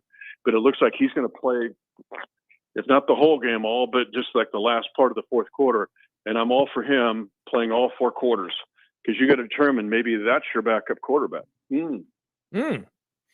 Well, should be interesting. That was a great report today, talking some Emmett Johnson Thursdays. And again, Mitch will join us tomorrow, recorded albeit. But, of course, they have a game against Seattle. It's the final tune-up before the season against the Seattle Seahawks. Mitch, we appreciate it, and we will talk to you in person in 2 weeks. You got it. I chased Emmett down today just for you guys. Thank you. I'm telling you, though, the kid's a stud. And I told him, I said, dude, I've been tricked in 33 years. I've been tricked, but I don't think I'm tricked on this one. Just keep climbing. The kid's got it figured out. Let's go. Love it. Thank you, Mitch. Thank you, Mitch. See you, boys. Mitch Holtis, brought to you by Hy-Vee, official grocery partner of the Kansas City Chiefs. Look at that. Our friends Connor Happer and John Schreiner. I keep taking photos of them. Way too much facial hair on this broadcast. Yeah, I keep taking photos and their eyes closed. Those are the best ones. Well, What are you talking about? I'm going to tweet out both of them. Those are all the ones that John gets of Kevin. His eyes are just closed. That's true. Oh, you know what? Speaking of that, totally unrelated, but some people woke up this morning a whole year older than they were the day before. And, some of those people might be really, really close to the end of the line, if you know what I mean, because the number is a really big number. To those people, I say, crap, it's happy his birthday. I forget. I don't have his in my calendar. Happy birthday. I'm going to tell him happy birthday. Oh, he would. Heck, he might never speak to you again. I believe he is celebrating his birthday by doing a Texans preseason game tonight. Oh, crap. A stadium birthday pic. Pic is in picture. Photography, John. Rule of thirds. You've heard this. You've seen this. I hope they do something nice for him in catering, and they make sure to put all his food in the blender so he can go suck it through his straw. 'Cause, those fake teeth. Not very good at chewing things anymore. Tyler writes, let's see if I can read this whole text because I have read ahead and I see something. Adrian Peterson tore his ACL late in the year and came back to play week 1. We also know that he beat his kid not long after.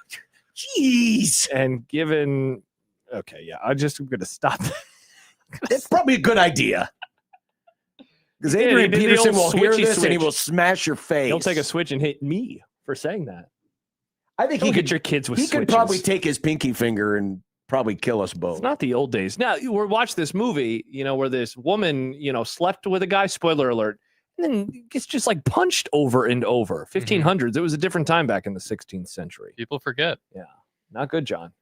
That's a reminder that if you haven't watched our movie yet, Seven Samurai, you're too late. You won't be able to finish it by the time movie club starts. You have tomorrow. plenty of There's time. so much time. It's 3.5 hours.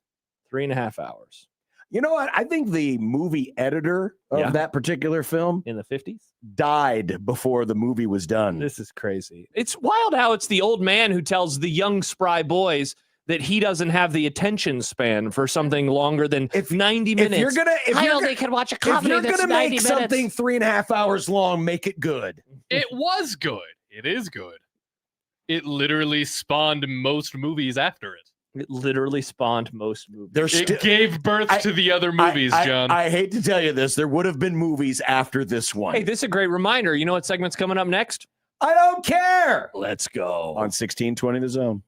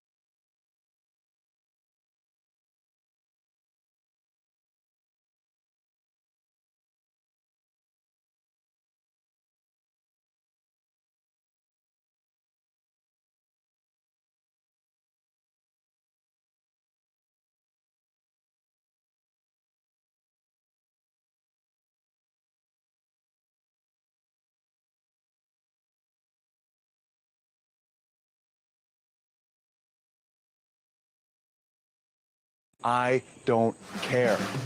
I don't care. I don't care. I don't care. I don't care. I don't care. I don't care. I don't care. I don't care. I do not care that the NFL is ridding themselves of the Pro Bowl games. Really? You have an opinion on this? No, I said I don't care. Oh, you don't care. Do you care that Shador killed it? So you would have been okay, though, if they would have continued it, because you don't care. I don't care. Wow. Wow. Is that a wow or a whoa? I mean, I wasn't watching it anyway. Same. So, yeah, this doesn't affect my life. Yeah, it doesn't affect. Now, it's also the easiest of the All-Star games to throw away because it's at the end of the season. Because the other All-Star games, they all have a break built in, right? And I do think that the players that especially don't play in those games like the 3 or 4 days off, depending on which God, they have to love it. It probably used to matter more for the players when they were in Hawaii still. See, and that's the thing. It used to be in Hawaii, and so, like, you got a vacation out of it. You got a trip, and now it's at a weird state. I don't even know where it was last year. It was like in an indoor building. It looked like it was in Florida. I thought it was in Tampa. What's it called over at the CHI, the other convention center? It looked like they were in a convention hall. They might have been. You know, not great. Not great at all. Honestly, the only sport that should have an all-star game is baseball. Yeah. Yeah, I wouldn't care if we got rid of all all-star games, if we're being honest. Well, then we'd have no sports going on that week. That's fine. We talked about it. Well, I can't remember if you were here. It's good. Read a book. Watch a movie. Watch a 3.5-hour movie. You don't need to have sports every day of your life. You'll be fine if you have one day without baseball or sports. But baseball's the OG all-star game, and it still seems like that's fine. people If you want to give a watch crap. it, that's cool. I'm not going to watch, but I hope you do. All right. I'm going to tell you some things I love before I tell you the thing I don't care about. Oh, boy. I love preseason top 25 rankings. I love preseason bowl projections, like when Nebraska plays UCF. I love opening an article when it's like, here's our Big Ten forecast. I love all that stuff. But you know where I draw the line, John? Heisman Trophy predictions in August. I don't care. Why would anyone care about a prediction? Last year, do you remember who won the Heisman Trophy last year, John? It was that one guy. He nailed it. He has the ball in his hand. It was Fernando Mendoza. Do you remember, John, before the season when people predicted him to win the Heisman Trophy? No, because nobody did. It's the most impossible predict award in all of sports. So I don't care. I was reading an article today. It was, here's our bold predictions. And I was like, oh, I'll read these. These are fun. Who's going to win the title? Who's going to play for the title? And then I got to the Heisman and I closed this tab. I said, nah, I'm good. I don't need, Manny Navarro to tell me who's going to win the Heisman. No offense, man. Yeah. I don't care. Shut up, Manny. I don't like care. it when you start talking about the Heisman. Nice. I have a couple. Okay. I have one more. That might get a little spicy. Oh, my. I'll start with this one because it can lead into my second one. Then we can circle back to it. Okay. I don't care about baseball for the rest of the year. I'm transitioning to football mode. Oh, that's sad. Hell yeah, Nick. Good take. That is sad. I was talking with August. fellow Rockies fan, salesperson Josh today, and he was talking about the Rockies. That was your first mistake. He was talking about the Rockies, and then while we were talking, I realized, I'm football pilled right now. I've completed the transition. He asked me yesterday, he said, what's an NFL podcast? And I was like, sidle up to my bar, Nick. I'd be happy to give you some recommendations. Why I asked you. And he already listened to one, and he said he already enjoyed it. Big fan of Mina Kimes' podcast. Great podcast. McMaster listens to that one, too. I'm sure it's great. It is great, I don't want to be podcast brothers with McMaster. Well, you are. You are. Great. Now you're the podcast bros. All right. What's the other one, Nick? I don't care that the Dolphins aren't going to be a long passing, catchy ball team. Definitely. This season. Are you sure you want to give up on baseball this soon? After, I'm not saying they're going to be good, John. Don't be ridiculous. But after listening to the Mina Kimes podcast and reading some other materials, I'm a little excited to see what Jeff Hafley can do with Achane and the new running back that they got from your Rams. Cool. They could get a little creative with it. There are OCs from the Shanahan coaching tree. Oh, good. Hope he doesn't turn the car on auto drive. Yeah. I got one more. I've got one. Yours is spicy. Mine's quick. Yeah. I don't care that the Dodgers are only 6-15 after the All-Star break versus teams over 500. Yeah, they'll be fine. We all know they're going to be just fine when the calendar turns to October. So stop feeding me this, oh, look, they're having problems against the good teams. I don't care because they don't care. They're on cruise control right now until October. All right, so mine is from two standpoints. One, I don't care about the pretend names that the president keeps giving various bodies of water and things. But here's the actual I don't What's care. wrong with Lake America? They're not pretend names. They're actual names. Yeah, but they are not real. Pretty soon we're going to have the American Ocean. It's a real I name. don't care.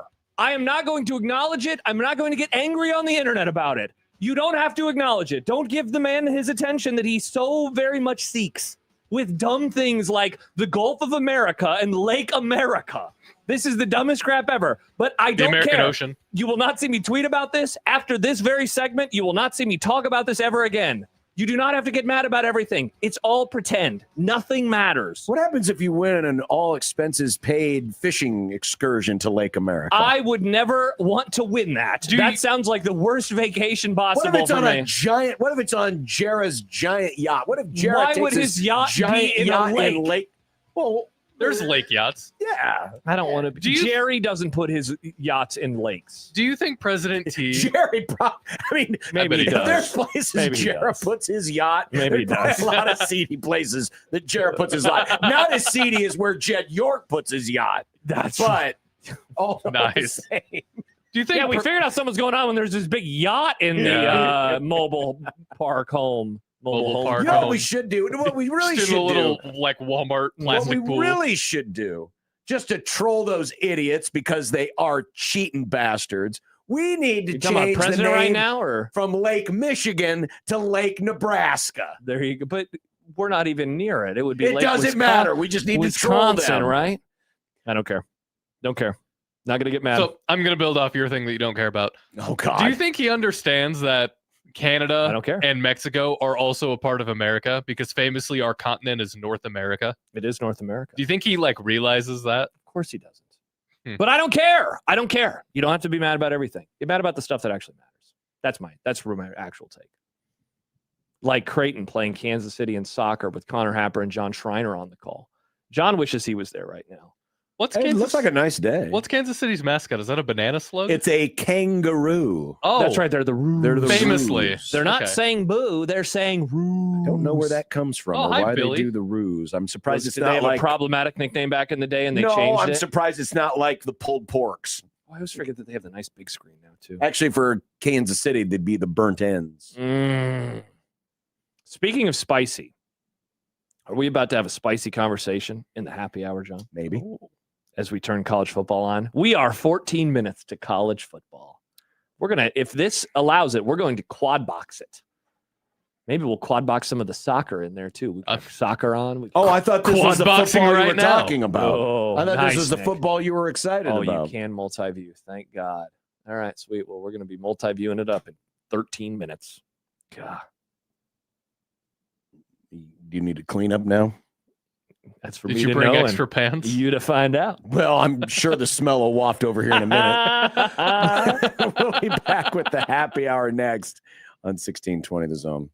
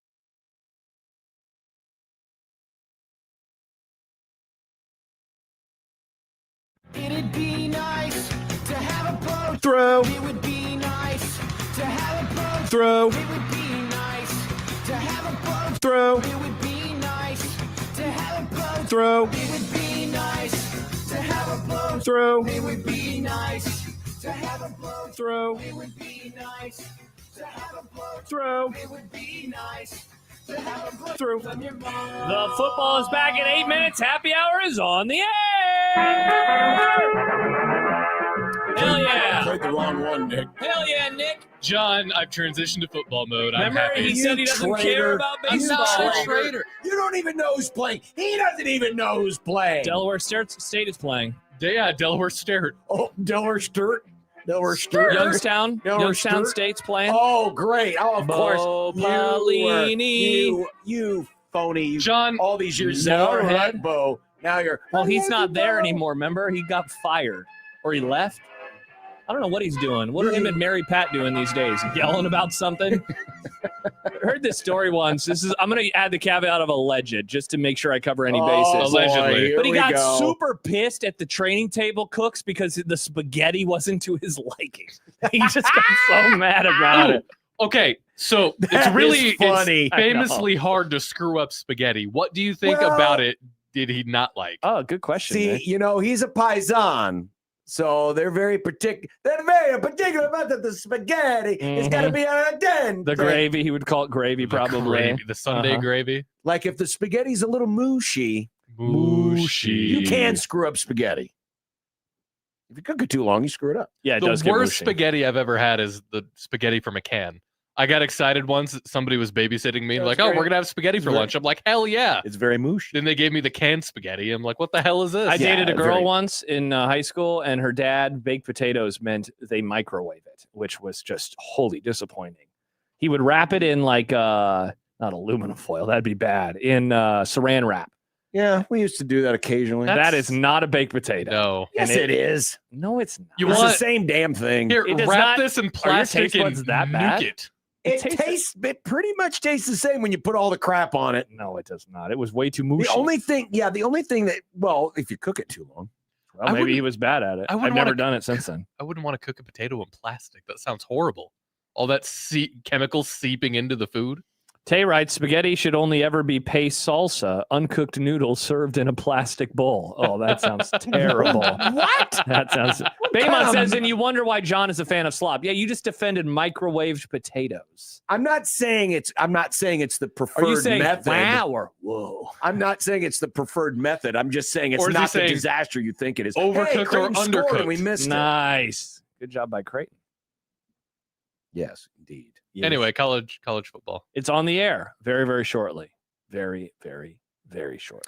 But volleyball is on tonight. Josh, aren't It you going to watch is. the volleyball I am. in the game that doesn't matter? It does for paychecks, though, John. Just like an Again, I think exhibition I for would- you get paid. I They think get I would- paid too. I think I would much rather just watch them on like a game show or something. Give me something different. You'd rather watch volleyball do Who Wants to Be a Millionaire?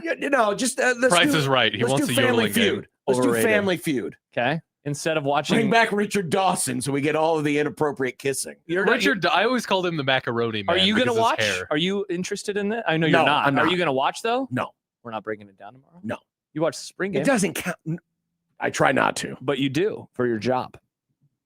I'm going to watch. Actually, I don't think I watched this. I didn't watch this. I was the only non-Michael Severe media member who watched the whole spring game.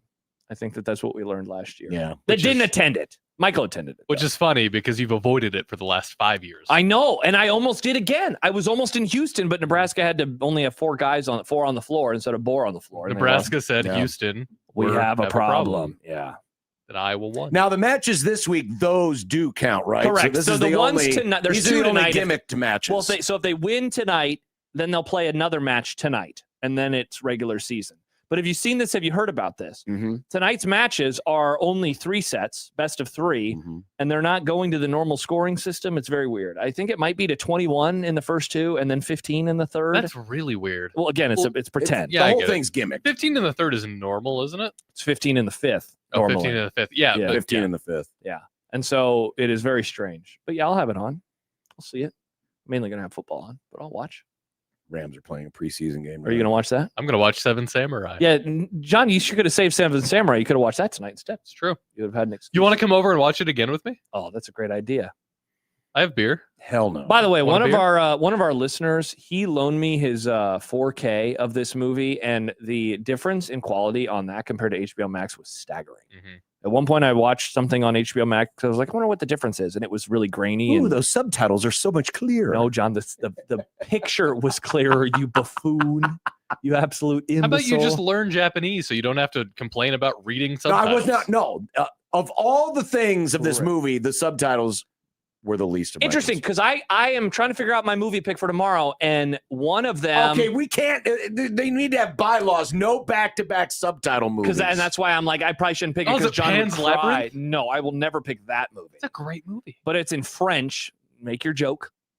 I'm sure it's about surrendering. No, it's a horror movie, and so I was like, should I pick this? Oh, it's a horror movie. Horror, John. No, that's what you actually said. You that's said a a horror fair movie. question. Horror movie. Maybe I'll save it for Halloween because it's on Amazon. I do have my pick though. Well, you You can't have save my it for pick. Halloween because that's when we're going to do Fellowship. Oh, good call, Nick. Well, you're gonna pick Fellowship. I will pick a different movie. Yeah, we'll see. We'll see what happens. All right. So we will not do a second straight subtitled movie. I'm happy that you're not going to complain about that tomorrow, though. That makes me very happy. Yeah, there's plenty of other things to complain about. I went in. You hyped up, or what's reverse hype? What's the opposite of hype? Set expectation. No, yeah, I guess. So you did that with how bad the acting was, and there were a few that were not great, but I thought the acting was fine for the most part. I can't wait to talk about it tomorrow. I have a lot of Spoiler takes. alert. Yeah, we'll save that for tomorrow. You guys can do to your heart's content. All right, perfect. So this week, been a lot of Troy Dannon this week. Mm-hmm. Give us a drop. A little bit of Matt Rule too. A lot of Troy Dannon though. Yeah, this he was week. on Matt it. He Rule. did a podcast of some sort yesterday, I think, where he talked about, speaking of podcasts, he talked about the podcast ending. So he did another one of those sit downs with somebody. He what? What was that? You said that really quick. I forget. So Nick said very strongly that the podcast was dead. Is that what you said, Nick? That's the thing you said last I think that was one of the very first list items. He did. Okay. He Well, said congratulations, Nick. You nailed it. Nick was right. So yeah, the podcast is over.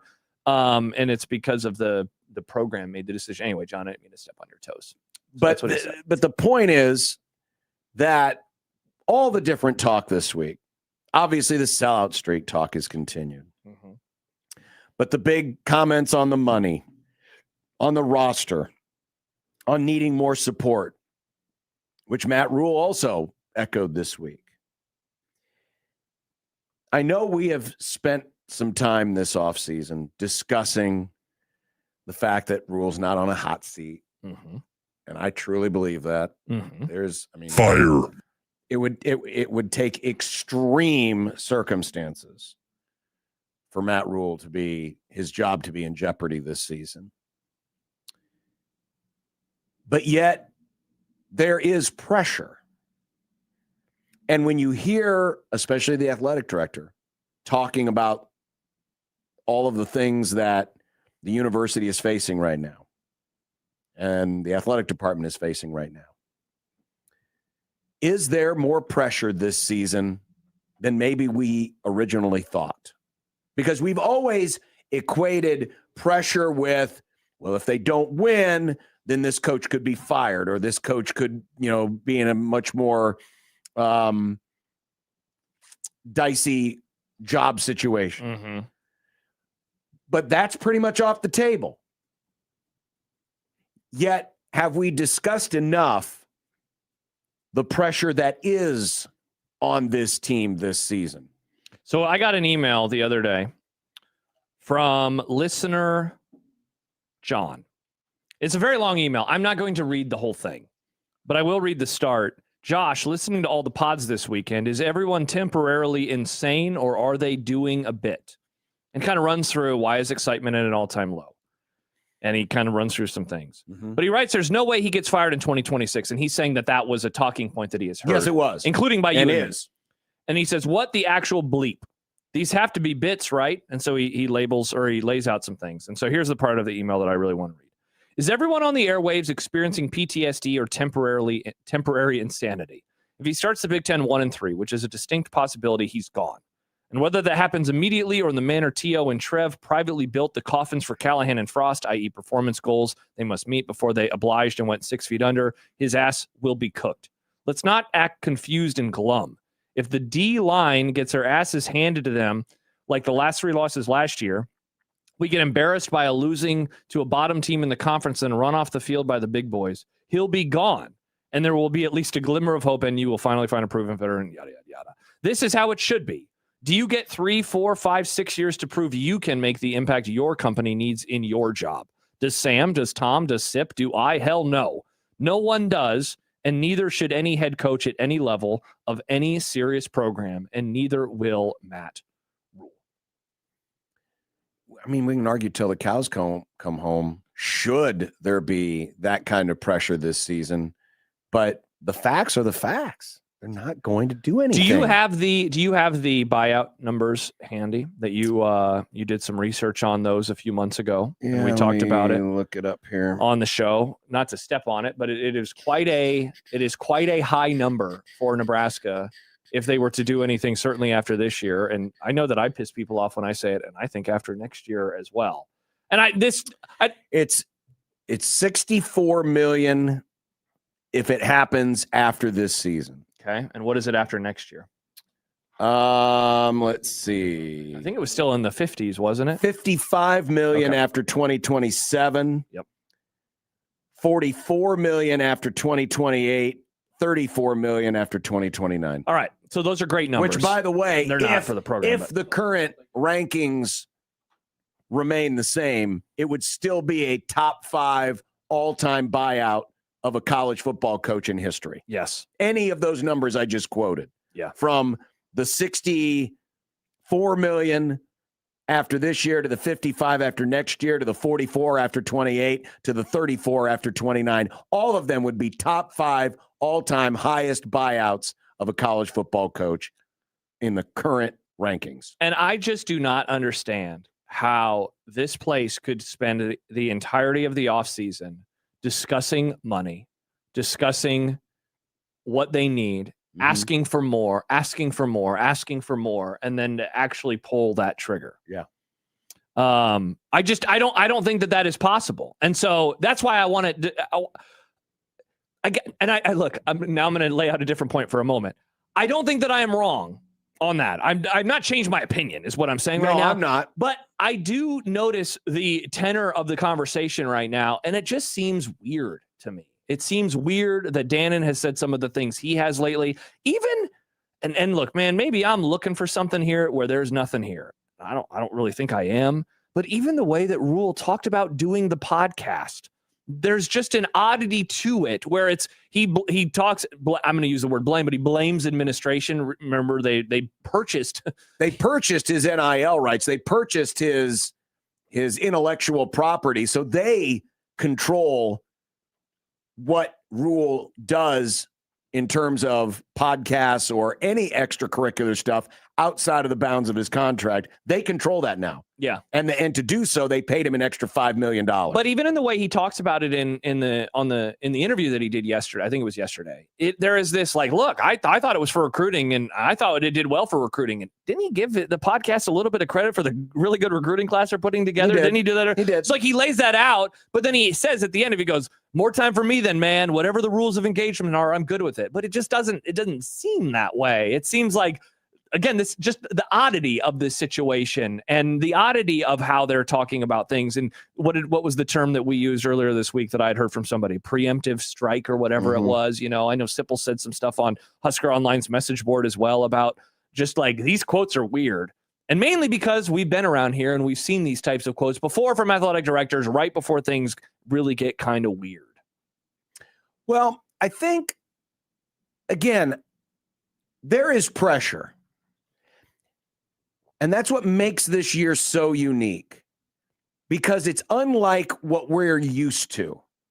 Sadly, we've become used to over the last 20 years, the kind of pressure where a coach's job is on the line. Yeah. Did not face that for a very long time. And then seemingly faced it every single year. And now it seems like it happens, you know, usually a coach gets a couple of years and then all of a sudden the rumbling starts. That I still believe is not the pressure that's ongoing here, but the pressure is on the money side.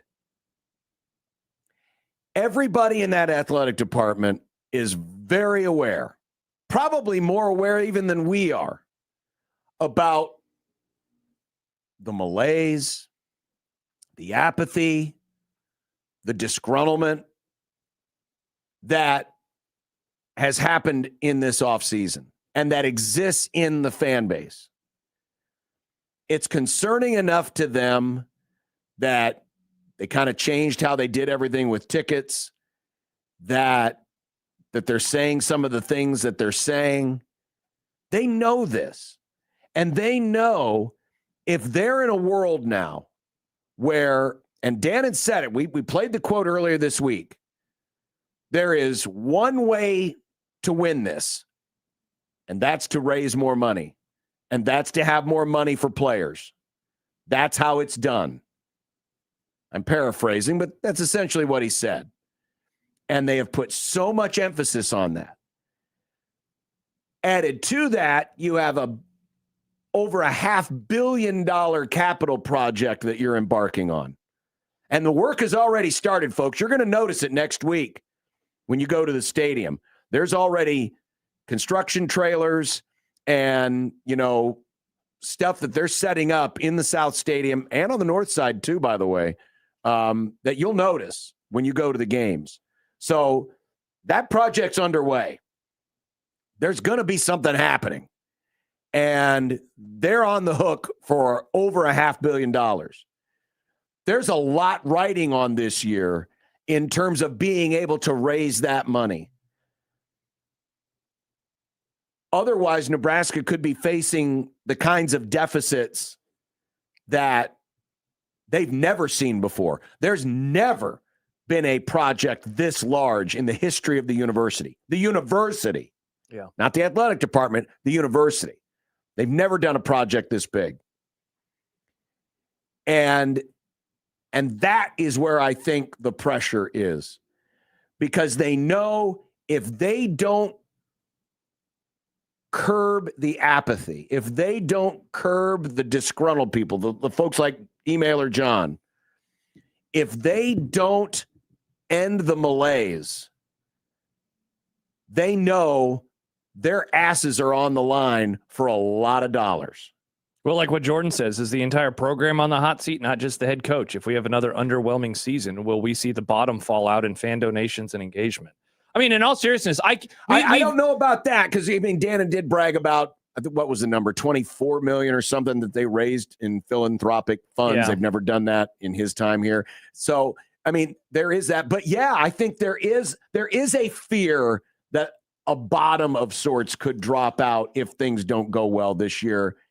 Because at some point, apathy turns to anger. Well, okay, so this offseason has been the offseason of bad vibes, from day one. And, on Sunday, we'll post our final poll question about what the record will be. And I imagine that it will have another little bit of a bump, but I don't think it's going to reach, unforeseen crazy levels before, right? Either. And so that you're coming off of that. Let's say that you and I are right about the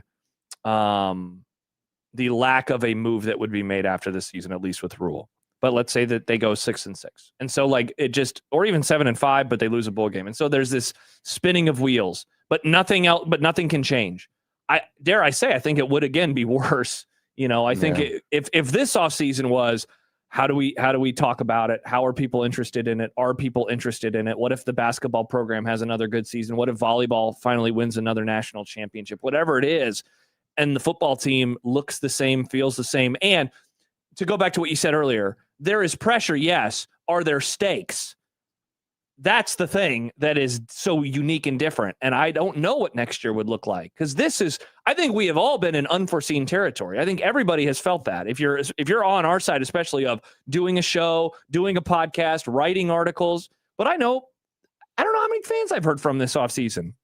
One of my best friends is like, yeah, I hear the football talk and I don't want to listen to it. And I just kind of check out or I change the station. You know, and it's like, that's crazy. That's something that I've never heard from anybody before. Yeah. You know, and so I don't know what another summer would look like or spring would look like or late winter would look like if they have a season kind of like the one that I'm projecting them to have. And it results in, you know, no heads are going to roll. If, again, I end up being correct and you end up being correct in that regard. Here is Gary on the Prairie Flower Casino Zone hotline. Good afternoon, Gary. Hi, Gary. Yeah, howdy. I kind of agree with you guys. He could go 0-9 in the Big Ten, and I don't think they would fire him. But the reason why I'm calling is if anybody thinks that he's going to get fired, why aren't they talking about firing the AD first?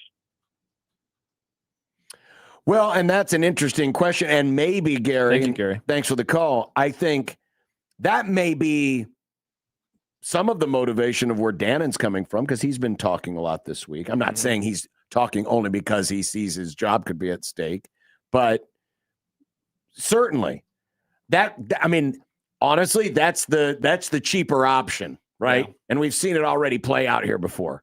You know, Peterson got canned before Callahan. Eichhorst got canned before Riley. I mean, that's kind of the pattern that we've developed around here is the coach goes before, or the AD goes before the coach goes. Yeah, but meanwhile, Matt says, because NU had his highest finish in whatever cup last year in like 30 years. Yeah, there's a world where Dannon is not attached at the hip, but then the contract extension happened, and so in my opinion, he is. He wasn't his coach, and now he is his coach, if that makes sense, right? Because most athletic directors inherit a guy. At least around here, that's how it's been for every athletic director we have covered, because they get fired, then they bring in a new guy. That guy inherits the football coach that, again, the AD was usually fired for. This is the first time that one of these athletic directors who inherited also doubled down. You know, I guess you could say Alberts did, but that was such a weird, unique scenario with what he did with Frost. This is different than that, you know, and they have been successful. He is like, there's a part of me, I don't like how he's handled a lot of stuff, you know, in terms of the money components. But there's a part of me that says you kind of got to be an a-hole if this is how you are going to get these funds. Well, and this place maybe needs that kind of a-hole at AD. If they need a guy who's going to, you know, call it like it is in some of these ways. Again, I did not like the volleyball or the baseball and softball postseason stuff. Thought that was garbage. I think the basketball reseat, which they walked back because they realized how idiotic it was to have that team finally have any modicum of success and then to say, sweet, now we're going to change some stuff. That's garbage. I do not think it's garbage with football. I do not think it's garbage with volleyball. I think that they have handled some stuff a little poor with volleyball in terms of expectation setting for what people thought they would get with their tickets. But I think the game plan of we need more money and this is how we're going to do it with those two sports in particular, I thought he has done it and you have to do it.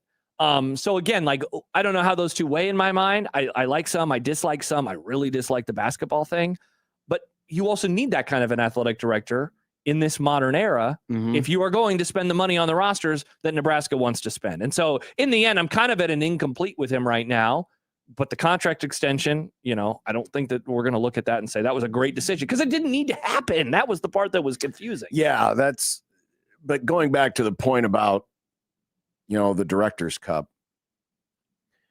not to be cynical, but if you ask everybody around that athletic department, do you want to be top 10 in the Learfield Cup or top 10 in raising money? Money's going to win every time. Yeah, because in theory, that's going to help you win championships. The Director's Cup stuff is nice and it's a warm and fuzzy, but Dannon's not being judged on that. Dannon said himself this week, my number one job is revenue generation. That's his number one job. It's not, we got to win titles in volleyball, track and field, wrestling, football, basketball, baseball. That's kind of an offshoot of it. And it's kind of, honestly, if you look at this in a college term, Dannon's major is revenue generation. His minor is in fielding championship teams. In all the non-football sports. But the priority is the revenue generation. Yeah. And that's where I think the pressure comes this season. Because volleyball could do whatever the hell it wants. Basketball can do whatever the hell it wants. But those are the passenger cars on this train. If the locomotive at the front of the train isn't working at peak efficiency, there's problems. Chris in Montana writes on the text line, the contract extension is what is driving everybody bonkers. I don't know if I've heard someone put it so succinctly all offseason, but it is indeed, because it goes back to what I always talk about and what we've talked about a little bit in this conversation, that there are seemingly no stakes. Aiden writes, why are we talking about firing Rule and Dan at LOL? Department is in its best position. It's been in a while.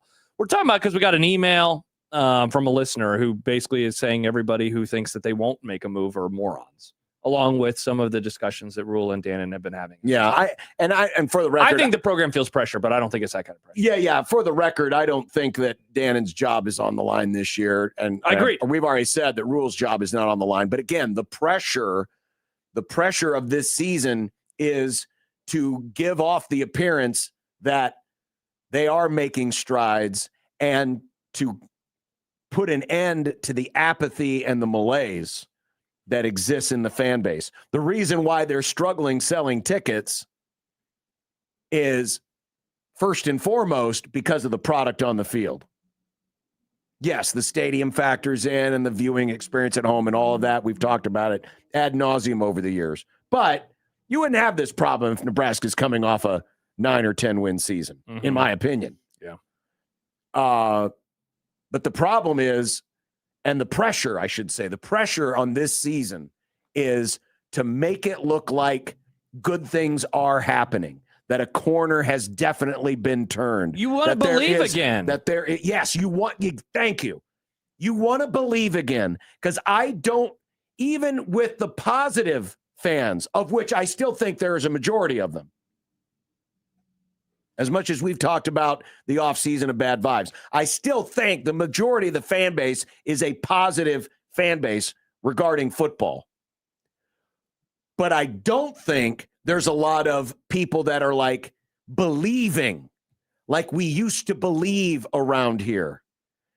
And that's what they need. They need this season to make folks believe again. Because when you have that, that's when you get a motivated fan base. That's when you get people that are willing to dig into their pockets and send you money and buy your tickets and all of that and generate, the positivity. I mean, the fact that you have players out there, recruits, who are like trying to fire up the fan base to, tweet at recruits and stuff like that. You didn't used to have to get people motivated to do those things. They just did it. But there's a sense that, man, we've got this great resource. We need to get them motivated again. We need to get them to believe again. M. Walker writes, we have a 3-year lame duck coach because of the extension. It's why fans are apathetic. We all feel this isn't going to work, but it won't end for years. But it won't be lame duck, or at least it won't feel that way again if you give them a season that makes you want to believe again. And that's not to say they have to win 10 games. No. Or they have to win 9 games, or they have to, whatever benchmark. Again, it's one of the reasons why we created the checklist.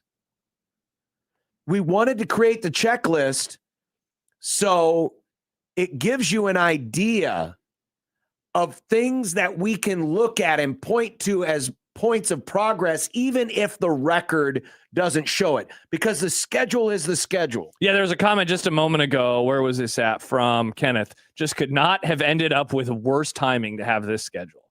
Yeah, seriously. But then you could make the argument that, man, last year they had the best timing for that schedule. We keep saying like patient zero of this whole discussion is the contract extension. The real patient zero is not taking advantage of last year. Yeah, because last year was not the time living up to the internal hype that they were generating. There was a comment earlier, I can't remember who it was from, that basically said that, where it was like last year was supposed to be the year. Last year ended up not being the year, and that's where a lot of the sins of this whole conversation start.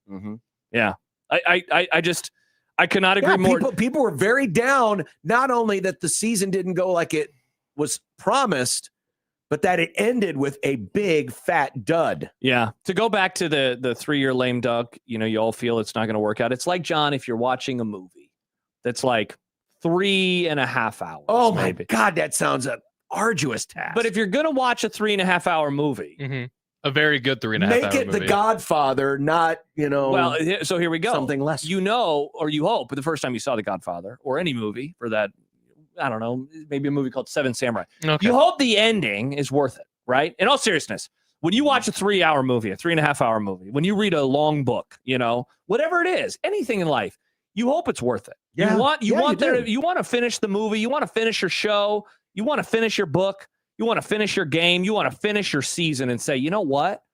At least that was worth it. There's nothing worse than watching a movie or watching a football team or watching a basketball team, whatever it is. Carrying a ring to a mountain. Yes, Nick. Where you put all that time in and then it's like, wow, this sucked. This wasn't worth it at all. I wasted all that time. I got worked up emotionally and all it did was make me angry. Got stabbed by a ring wraith. Got stabbed by a ring wraith. Spoiler alert, Nick. Don't tell John about the ring wraith. That's all right. I'll be sleeping through it anyway. Kenneth says, let me ask though, they win 9 last year, then drop down to 6 or 7 with this schedule. It's still going to be a general sense of being pissed off. Same problem, different symptoms. Probably, but if they 9 wins at least gives you goodwill. Yes. And I mean, then we really would have been having to look, the team might be better, but the record will be a little bit worse. But then you're parlaying that into, and then hopefully next year, you know. But here's the other thing. In this era, if they win 9, recruiting's a little easier, portal's a little easier, raising money's a little easier. Bingo. And so like that's the thing. More than ever, past success does portend future success, you know? And that's ultimately what this discussion comes down to. Do you believe that he can find a way out of the malaise and into whatever is next? And certainly the recruiting class says right now, the recent blah of Husker football is not costing them. They have one of the best quarterbacks in the country. They have a top 20 class, I believe. They're apparently in on Ahmad Hudson still. All of these things. It's incredibly impressive. As someone who doesn't follow recruiting on the day-to-day like I used to, I am blown away that he's recruiting better than coaches who had good seasons did at this place. Yeah. So he's been able to do that. But absolutely. Another season like that, like the one last year, and another bad finish and another stumble and all of those things. And it just makes all of that, it makes raising money that much harder. It makes having a great recruiting class that much harder. And it's like, that's when to take this whole conversation back to the first minute of it. Is there more pressure than we realized? I have come away from this discussion saying yes. Yes. Because you need, to use a phrase we've used 1,000 times over the years, proof of concept, to show everybody, fan base, donors especially, and recruits, and transfer portal. You know, you want to get into that next year? Let's add some dudes and we can. And also the two things that Dannon identified this week as the areas they need to do a better job of harvesting: the corporate community and the institutional support. When he was talking about building the war chest, he talked about the institutional support. So that's within the university and the corporate community. Your product isn't going to be as attractive if you keep rolling out results. Because sure, you can lean a little bit on the TV ratings and the fact that Nebraska does still draw a good number. But eventually those things wear away. And when you have apathy in the fan base, or if you have malaise in the fan base, it starts to show itself in ticket sales and viewership. Definitely. And to a corporation who wants to stick their logo on your jersey or a logo on your field, they're going to say, cost per point here isn't very good. And because here's the problem. It'd be a lot easier if Nebraska were the only school that could ship or shop its uniform patch out to the public. But starting last year when they made this legal, that's 130 some odd schools and a lot of big brands that were able to shop. And so the market for advertising opportunities got flooded. And a lot of really big brands are out there. And Nebraska is competing with all of that. If this would have happened in 1997, there's no doubt in my mind Nebraska would have gotten a nice, pretty penny for its uniform patch. But it's not anymore. But it's not anymore. Christopher, as we finish up the segment, could always be worse. Either way, the offseason of bad vibes. At least Nebraska isn't dealing with substations and an athletic director or president visiting the trailer park on the side. Always That's a good to great look at a point. silver lining. And that we know of. to bring this back around, because Don't say that, you Nick. mentioned it a moment I didn't ago, say but anything. the reports are from Something's Wrong, said Steve Wiltfong, with Ahmad Hudson. One of my favorite lyrics that I ever wrote. That was very good. Sounds like Nebraska's got an in. Sounds like they're getting closer to maybe flipping him. He said, I wouldn't be surprised if we got some finality on Hudson in the next couple of weeks, one way or another. And to reiterate, I'm keeping a close eye on the Huskers. Hudson has always spoken highly of Nebraska. The Huskers have spent time at the top of the list. Whenever a recruiting guy says one way or the other, and to reiterate, I'm keeping a close eye on somebody going to a different school, it's worth watching. It very much is. Now, if I were Matt Rule, this is what I would do. I would say, Ahmad, yeah, of course you want to come here. Yeah. Because you know damn well Lane Kiffin is probably on the phone right now. Oh, he's trying to get to the 49ers to get George Kittle. Stinky man. Oh, guy, smells so bad. Imagine Mr. Swamp. Yeah, you don't want to go into that tight end room. It'd be assy in there. Gross. No, thank you. Gross. Screw that guy. Seriously, if I'm recruiting against LSU, I'm just saying, hey, they're going to try to get an NFL player. They're going to try to get NFL players. Yeah, they're looking for Michael Penix at quarterback. Do you really want to go there? Trey, you don't want to go to LSU. They already got dibs on Josh Allen. Mm-hmm. Exactly. Oh, that would make Nick happy. As ridiculous as it sounds, it could be true. Speaking of Lane Kiffin, Is he he's in going to content? make an appearance. An appearance in content. Awesome. What? An appearance in content, among other things. I didn't realize this. That's Lane game. Kiffin saying Did we're all you gonna know, die. Josh, What? Yeah. that you willingly Football turned on a football game that is being played at Phil Simms Field? Oh, damn it. I made a huge mistake. I'm going to turn on the Youngstown State game. By the way, the camera operators, they were struggling earlier. They forgot, I think, that Ohio Dominican, which is the team wearing the white uniforms, that they were on defense and they were shooting the play like they were on offense. And so the quarterback was barely in the frame. It was Ohio really funny. Dominican. It's Dominican Republic, you idiots. Yeah. What are you doing? All right. I'm going to turn it to the Youngstown State game. This is great. By the way, no bottom line. How clean does this? It's I a thought you freaking were in on It's an this. ESPN Plus presentation. They don't put the bottom line up I for thought those you were in games. on no bottom line, and now Well, they're no, they doing don't it in put here. them up for these But, games. no, They what I also was don't saying put is it downs looks and good. I'm yards just on saying it. it looks good. I know that it wasn't going to be there, John. I'm just saying it looks good. I thought you were going to say, yeah, I agree. Not, I'm going to argue with you. Oh, whoops. No, I want to go to the Youngstown State game. No, I clicked the wrong thing. There we go. There we go. Against Mercyhurst. There's a school called Mercyhurst. Mercyhurst. That sounds like a name for a funeral home. It does. Mercyhurst. Commercial break. All right. We'll be right back. I love football. It's so good to have I it back. love football. Look at this. We get still Chris in pictures Montana, of- what a great show. Football season is back. It is back. We are actually watching football. No, 100 we're not. days is done, folks. Stephen A. Smith is glaring at me on his first Have you take never? logo. You are an absolute idiot. Is he not glaring at me right now through that logo? Football season is back, but it's in commercials. Yes, John, you are correct. It is a commercial break. That happens on broadcast sometimes. There you go. Are you happy now? It's Ka Smith. Look at this. Look at their helmets. Those are cool helmets. Mercyhurst. Nice. Well, it's a very busy helmet. So it's got a anchor. It's got an anchor, and then the stripe in the helmet is like chains, but then there's a shamrock on their shoulder. It's like, pick a freaking logo. They look like Nebraska's alternate uniform. They're just wearing Lucky Charms. Exactly. I think that's their nickname. Someone stole the me Lucky Mercyhurst Charms. Lucky Charms. Somebody stole them. Yeah, they Where's put the them all on blue a hearts? uniform. Yellow clovers, green diamonds. All right, we're back. 1620.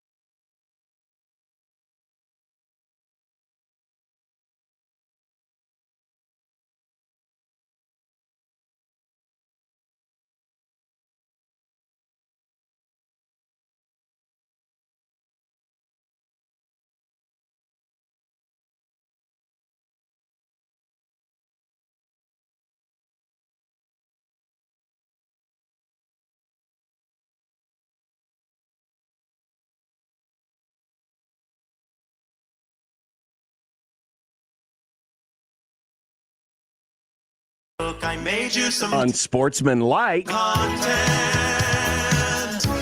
Unsportsmanlike content. Unsportsmanlike content. Content that's unsportsmanlike. Don't forget you still can register to win a trip for two to the Nebraska-Oregon game. We're going to get you there via the old aeroplane. Trip for two.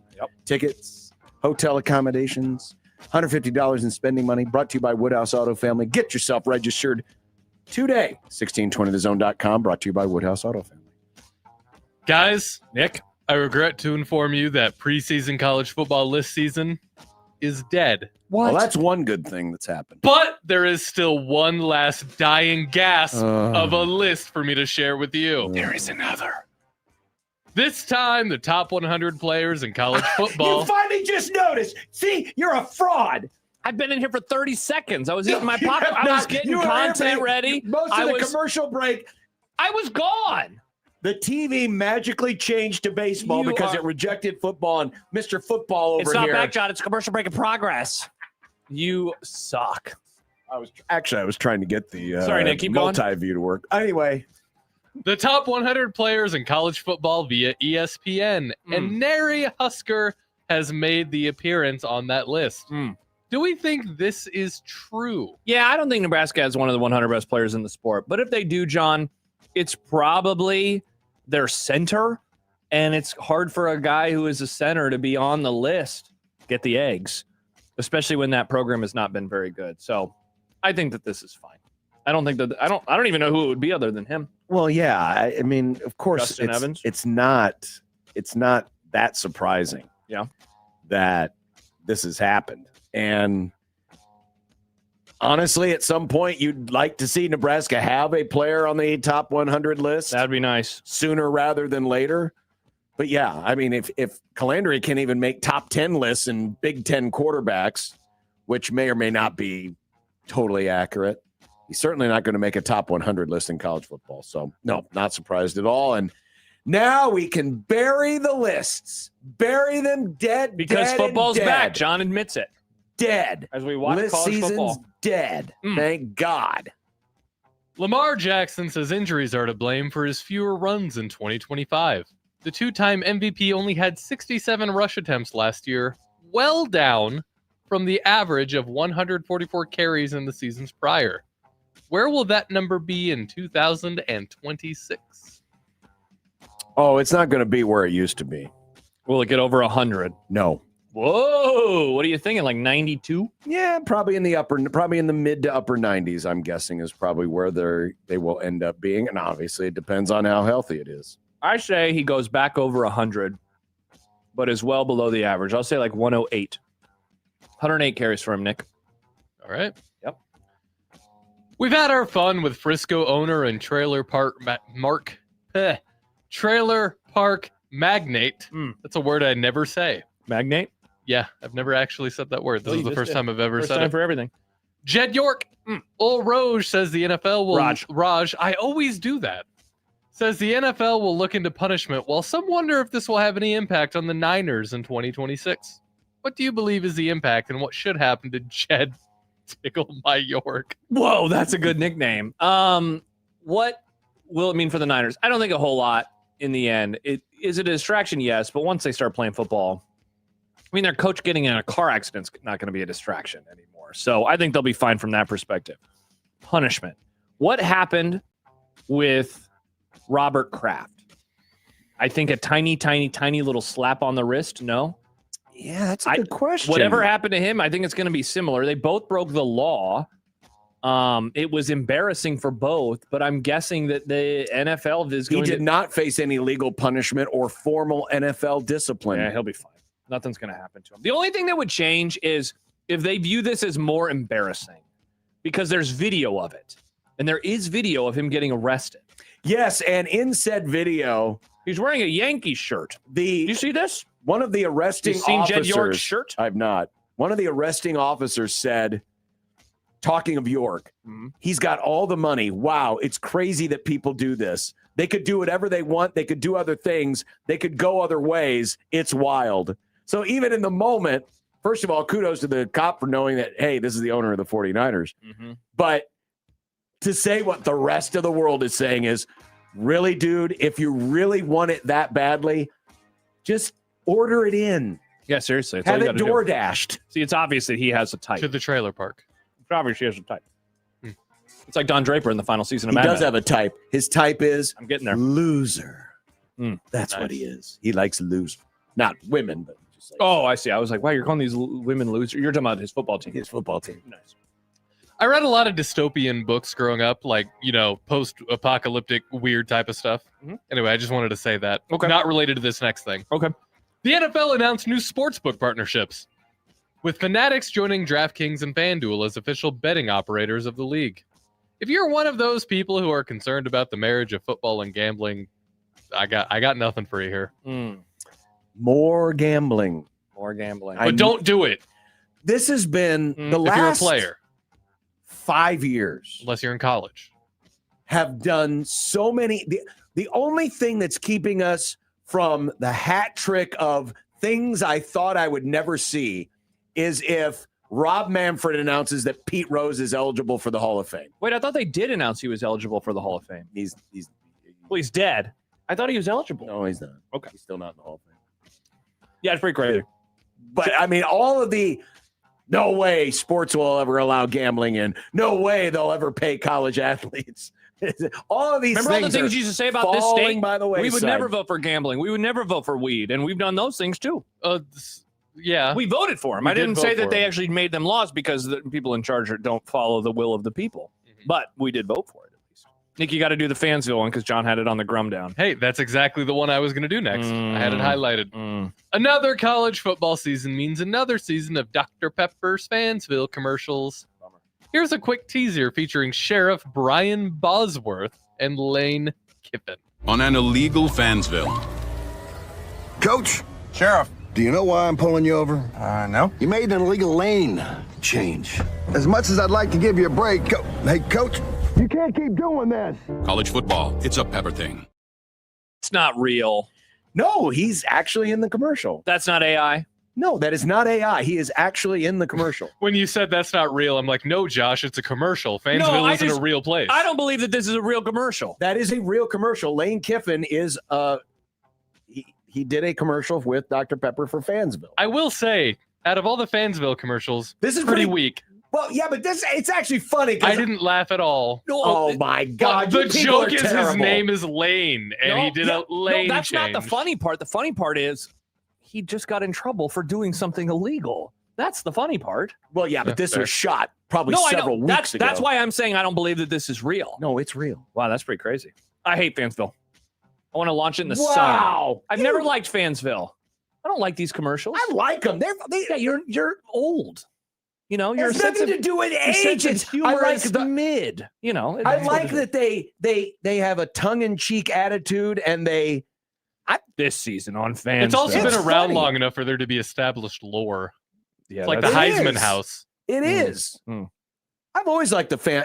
I like the writing in these. Yeah, it was pretty funny. I liked it. Okay. Look, we can all have different opinions on things. Wow. What? You know, some of us are excited for the approach of fall and Yes, the, I like the traditions that we the get in actual fall, things, but football, not but commercials. some people don't Capitalist John, recognize even I when am they're so don't happy even for the don't even commercials. realize when football's being taken off his Thank TV. God He's just for the munching on his corporations. popcorn, just Popcorn "La, la, la, muncher." Look at me, and then all of a sudden, oh my God, my football's I'd not been back on. in here for 30 seconds. It was not 30 seconds. You I have had a- to do- you I have had a- to set you up the have a show. problem remembering time, Josh. I had to set up the show. I put the graphics on the screen while I did that, and I had to do. You tell your wife this a lot. Oh, It was 5 minutes, I swear. it was John. It was 5 minutes. I get a lot of stuff done. Many are saying. Anyway, the one commercials I am not looking forward to seeing again are the damn Cheez-Its. Because they've been playing the same one for 20 I'm years. feeling the cheesiest. Coach. Yeah, I hate it. Make a Launch different those Cheez-Its commercial, for into God's the sake. damn sun. If Cheez-Its are going to sponsor every college football game Yes. on ESPN, please make a couple of different commercials. There's only one commercial that returns during football season every year that I'm okay with, and that is Whopper, the Whopper, no, Whopper. it's actually the beer that Matt had earlier. The Feliz Navidad, island Christmas. I like that that's commercial. not a football commercial. But That's it is on during the football season. It's on during the holidays. I hate that one. I know because you hate Jesus. No, I know you do, John. It promotes I'm skunk urine. I'm out on Christmas, says John Bishop, and the birth My of Christ. Jesus doesn't believe in drinking skunk urine. Is that true? I don't know. That wine back in those days probably sucked. It Couldn't had to be nearly as bad as Corona. Assy wine. All right. We back. What's for dinner next? 1620 The Zone.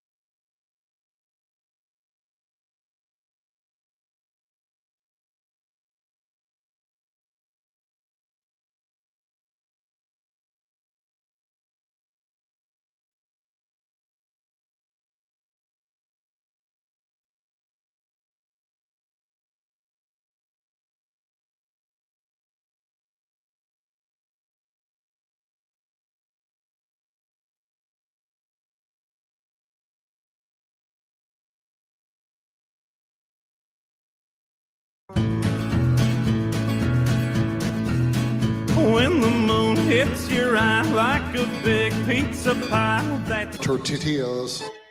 When you knock us down, we're going to get up, and on the way up, we're going to bite a kneecap off. Crust is good on your pizza, not your ass. I will eat your ass first. And I think we're going to serve McDonald's, Wendy's, and Burger King. And then it's going to take 2 more shots to knock us down. And I would think that's their favorite food. I'm ready to hang them up, gut them, and skin them, and chop them up. You know what? I'm ready. My daughters aren't starving to death.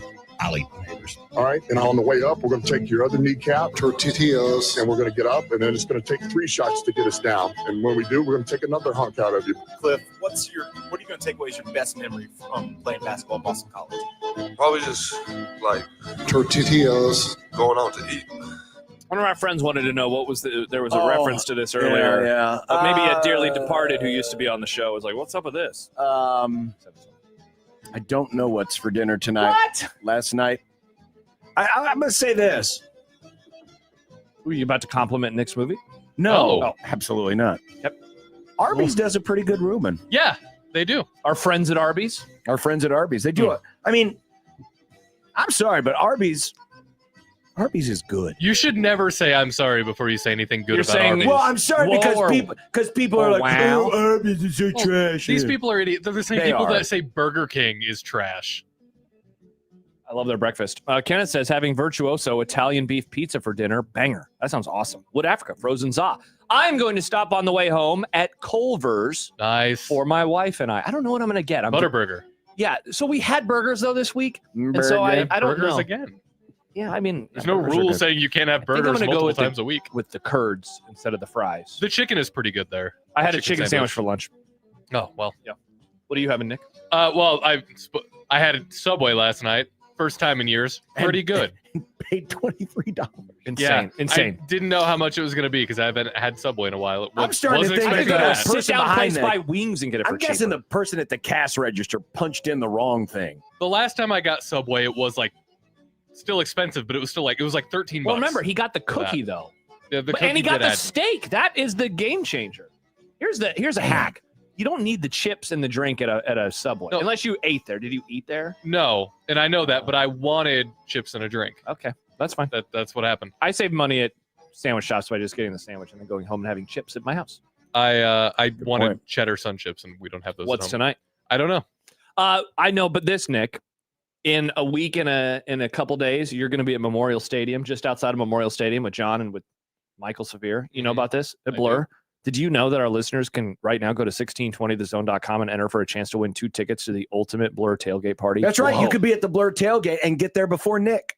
That's not hard, but also But the show will always start on time.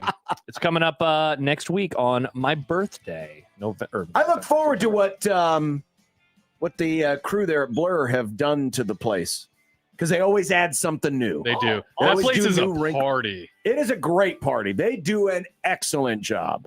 So tomorrow, And it's protected from the elements. final 25 teams. Yep. We're giving away some stuff. Yep. And Jack Mitchell and El Kent's Movie Club. 7 Samurai On HBO. on HBO. Max.